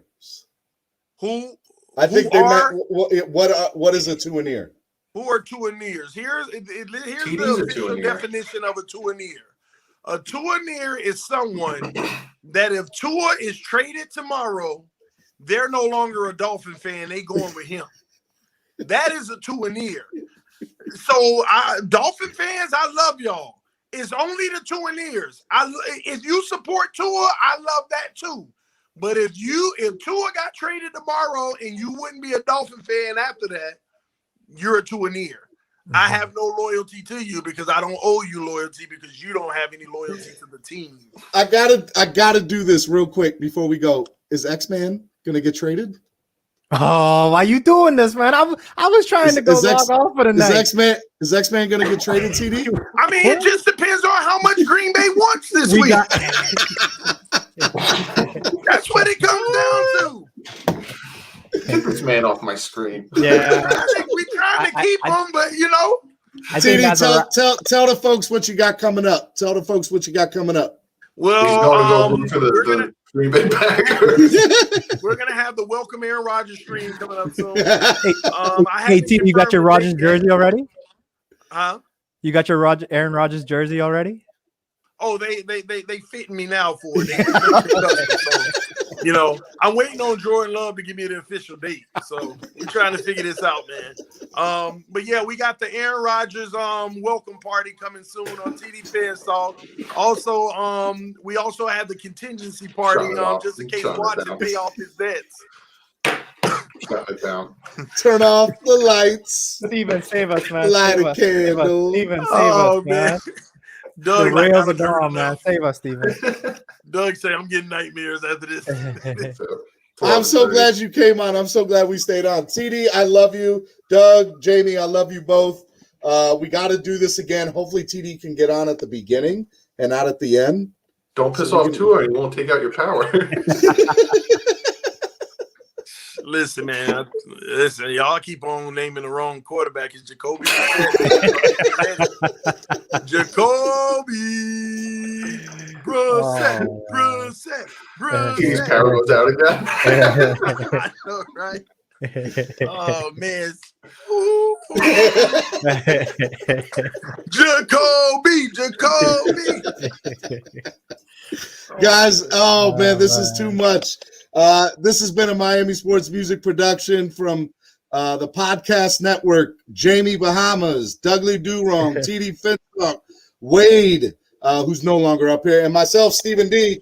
Catch us tomorrow morning live, 8:30 a.m. right here. Black Blockers. We love you guys. Thank you for supporting the channel. Have a good night, guys. Peace.